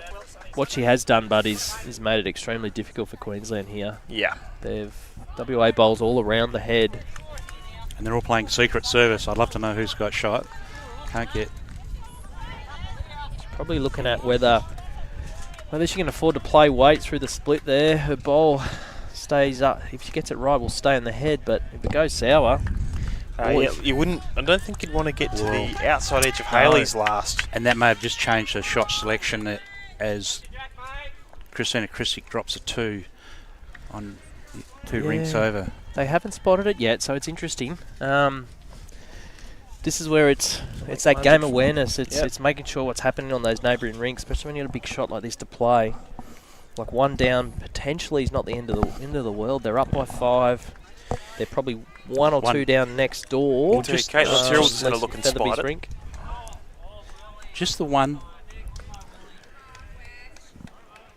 WA 1 up. Queensland 1 bowl to play. Kaitlin spied it on the big board, I think. So, pending what happens next door, I think if nothing changes, Hailey might think about playing. You can see Kira there at the bottom of the screen. She's pointing to trying to just draw and beat the oranges. Because if Hailey could turn her bowl onto the jack, it'd be 5 shots. So as Lynsey's going back next door, where they're taking a while and deciding what shot, because it's really significant, obviously. that time between shots, do those ever come into play? You know, the muscle memory or at that the level that they're at is insignificant. Doesn't matter. No, I don't think so. It's especially like obviously if you've just played a good one, sometimes you like to get on the mat and play that same shot so you remember what it felt like. But I think at this stage of the game, you got to take your time, make sure you're playing the correct shot. Lynsey just drifting past. Just a bit too big. Okay. Rightio. As Hailey comes up to have a look, maybe just on that point, Doug, also got to remember, you know, the gap in between bowls in terms of having that conversation is nowhere near as long as the gap between bowls between your last bowl of one end and your first bowl of the other as well. Correct. So players have their ways to keep their rhythm in that in between time. That's why we're waiting on the next rink. Looks like WA are holding 1 or 2 with Queensland to come. There's a bit of width for him to rest on that'll give him shot. Yeah. Looks like just a draw by Cottrell. Well, there's certainly interest. Has she got the weight? Sliced the jack. Actually, 2. It's turned that into 2, so that may be significant. All right, 2 to WA. 2 to WA. 3 shots the difference. So this is massive now for Hailey. Yep. She's got 1. She's got a chance to turn her bowl onto the jack for a score of 4 or 5. The crowd would erupt if this happens, Cameron. So I bet. 54, 55. Or have they already flicked it? They've already flicked it. 3 in it.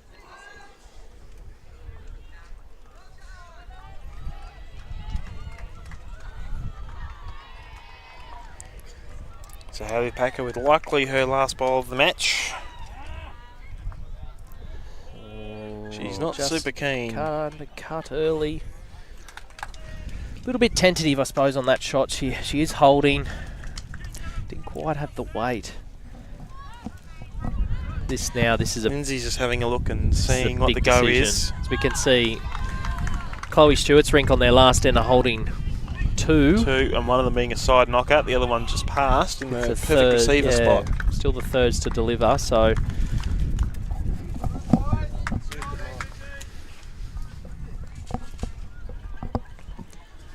I can't see Lynsey being able to play any weight to this head. No. She's got to dead draw the shot. Work off Wendy Wilson's bowl on the forehand. Just having a chat with Kelsey Cottrell. Oh no, okay. Not going to play it. They may think they've got it. Okay. Well, was it whether it's that? Well, that's all. That's sort of looking at the circumstances over there. Now they're holding 2. Yep. And it's a lazy 2. There's nothing else around it. It's a nice safe one. So yeah, maybe that's part of it. Potentially, yeah. It's that game awareness like we were talking about. And using your experienced teammates, like on the next rink, you saw Lynsey go and talk to Kelsey and what they thought they should be doing.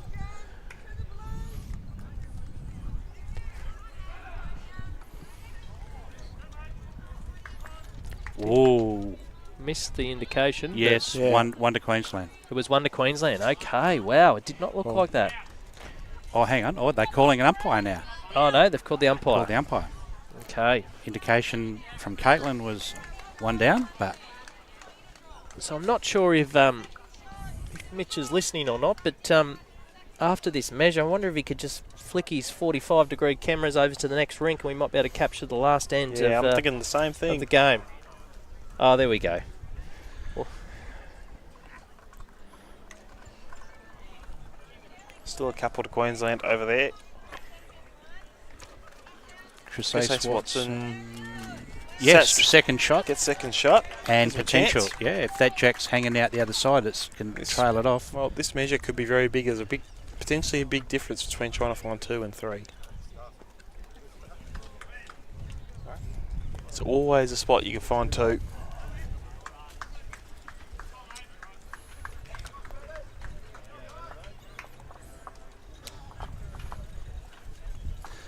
Well, the crowd are getting their money's worth. It's been nip and tuck with the women all afternoon.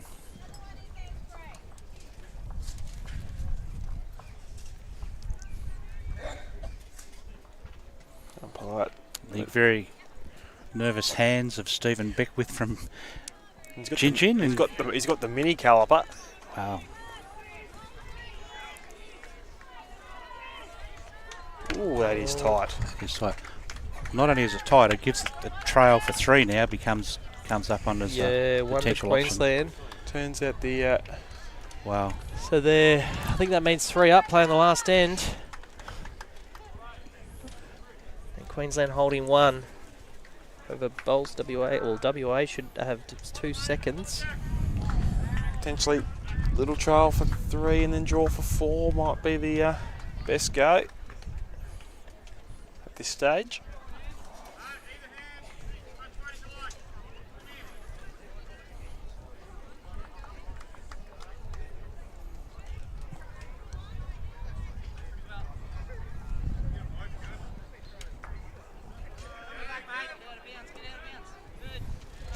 Here we go. Thanks, Mitch.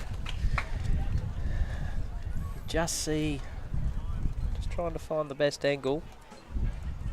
Might be best if we could, just focus on the head. Yeah, it's just in that shadow. Bit of glare, the sun. Here we go. Chloe Stewart's bowl coming into the head. And it is the Queensland shot on the jack.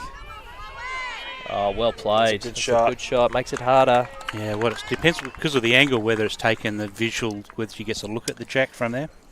Yeah, it looks like she Looks like she's got a potentially trail can. for 3. trailed the jack for 3 to hold a The draw. 2 orange bowls are Western Australian bowls. Correct. The bowls of Chris Ace Watson. And as we said, it's well, actually the masterboard's gone to 4 the difference now.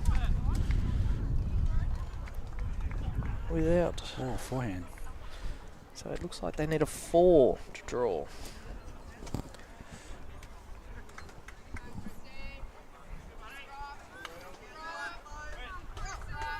Chris is interested.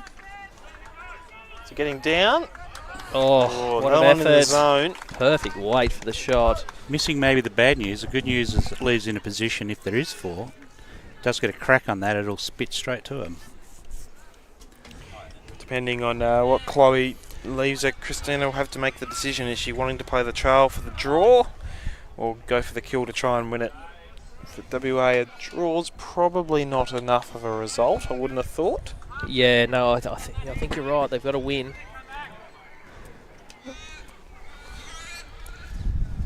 I'm not sure that has entered into discussions with the Queensland girls, but she can see it. Another foot of weight. Yeah, if she beats these one of the orange bowls there on the backhand, it Yeah. I think Chrissy's hands will be forced. She'd be Yeah, trying to make up kill her the mind. end. And as Lee Such would say, thank you, mother, for the rabbits. One of his phrases he's been using.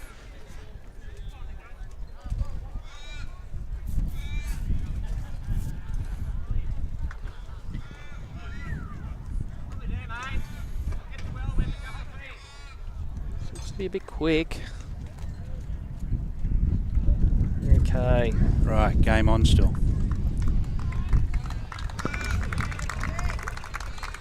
Yeah, so it looks like it's the same shot. No discussion, so trail the jack for 4 for the draw.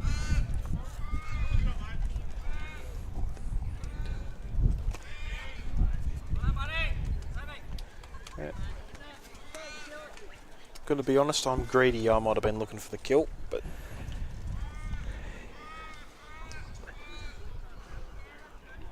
Yeah, it's... I suppose, as you said, a draw is probably not going to be good enough for them to claim the Alley Shield. Or sorry, the Marge Morris, I should say. Depending on results tomorrow, of course. But so Christina Christie. Final delivery. A lot of She interest likes from her it. team, yeah, mate. she's very interested. She's looking. Oh, what an effort. That is a fantastic effort. She's got the bowl first instead of the jack. That'll be 1, I think, to WA. Queensland getting up on the ag by 3. It's been a classic afternoon, hasn't it, gentlemen? And I think the WA ladies, albeit go down by 3, will be able to hold their heads up proud. They up against some tough customers, the tough opposition this afternoon, but to get within 3 of Queensland is no mean feat with the class of player they've got scattered through their 3 rinks. We've been treated to a fantastic game of bowls, both in terms of the rink that we were focusing on and in terms of the aggregate. You'll be able to get all the scores once Andrew goes and puts them in on Bowls Link and the Bowls Now app and the Bowls Australia website. Of course, the live scoring system is available as well for the games that are still going, which there are a couple that are just finishing up, but it looks like Tassie and the ACT is pretty much done. But we will see you tomorrow for what, by the looks of things, will be a grand final match for the Hailey Shield between New South Wales and Queensland, if we can at all organise it. I'm Cameron Harris. We've had Andrew Howie, Doug Kelly with me to finish off. It's been fantastic having you guys call alongside me, and we'll see you guys back tomorrow for the final day of the side series. Thank you. Privilege, mate.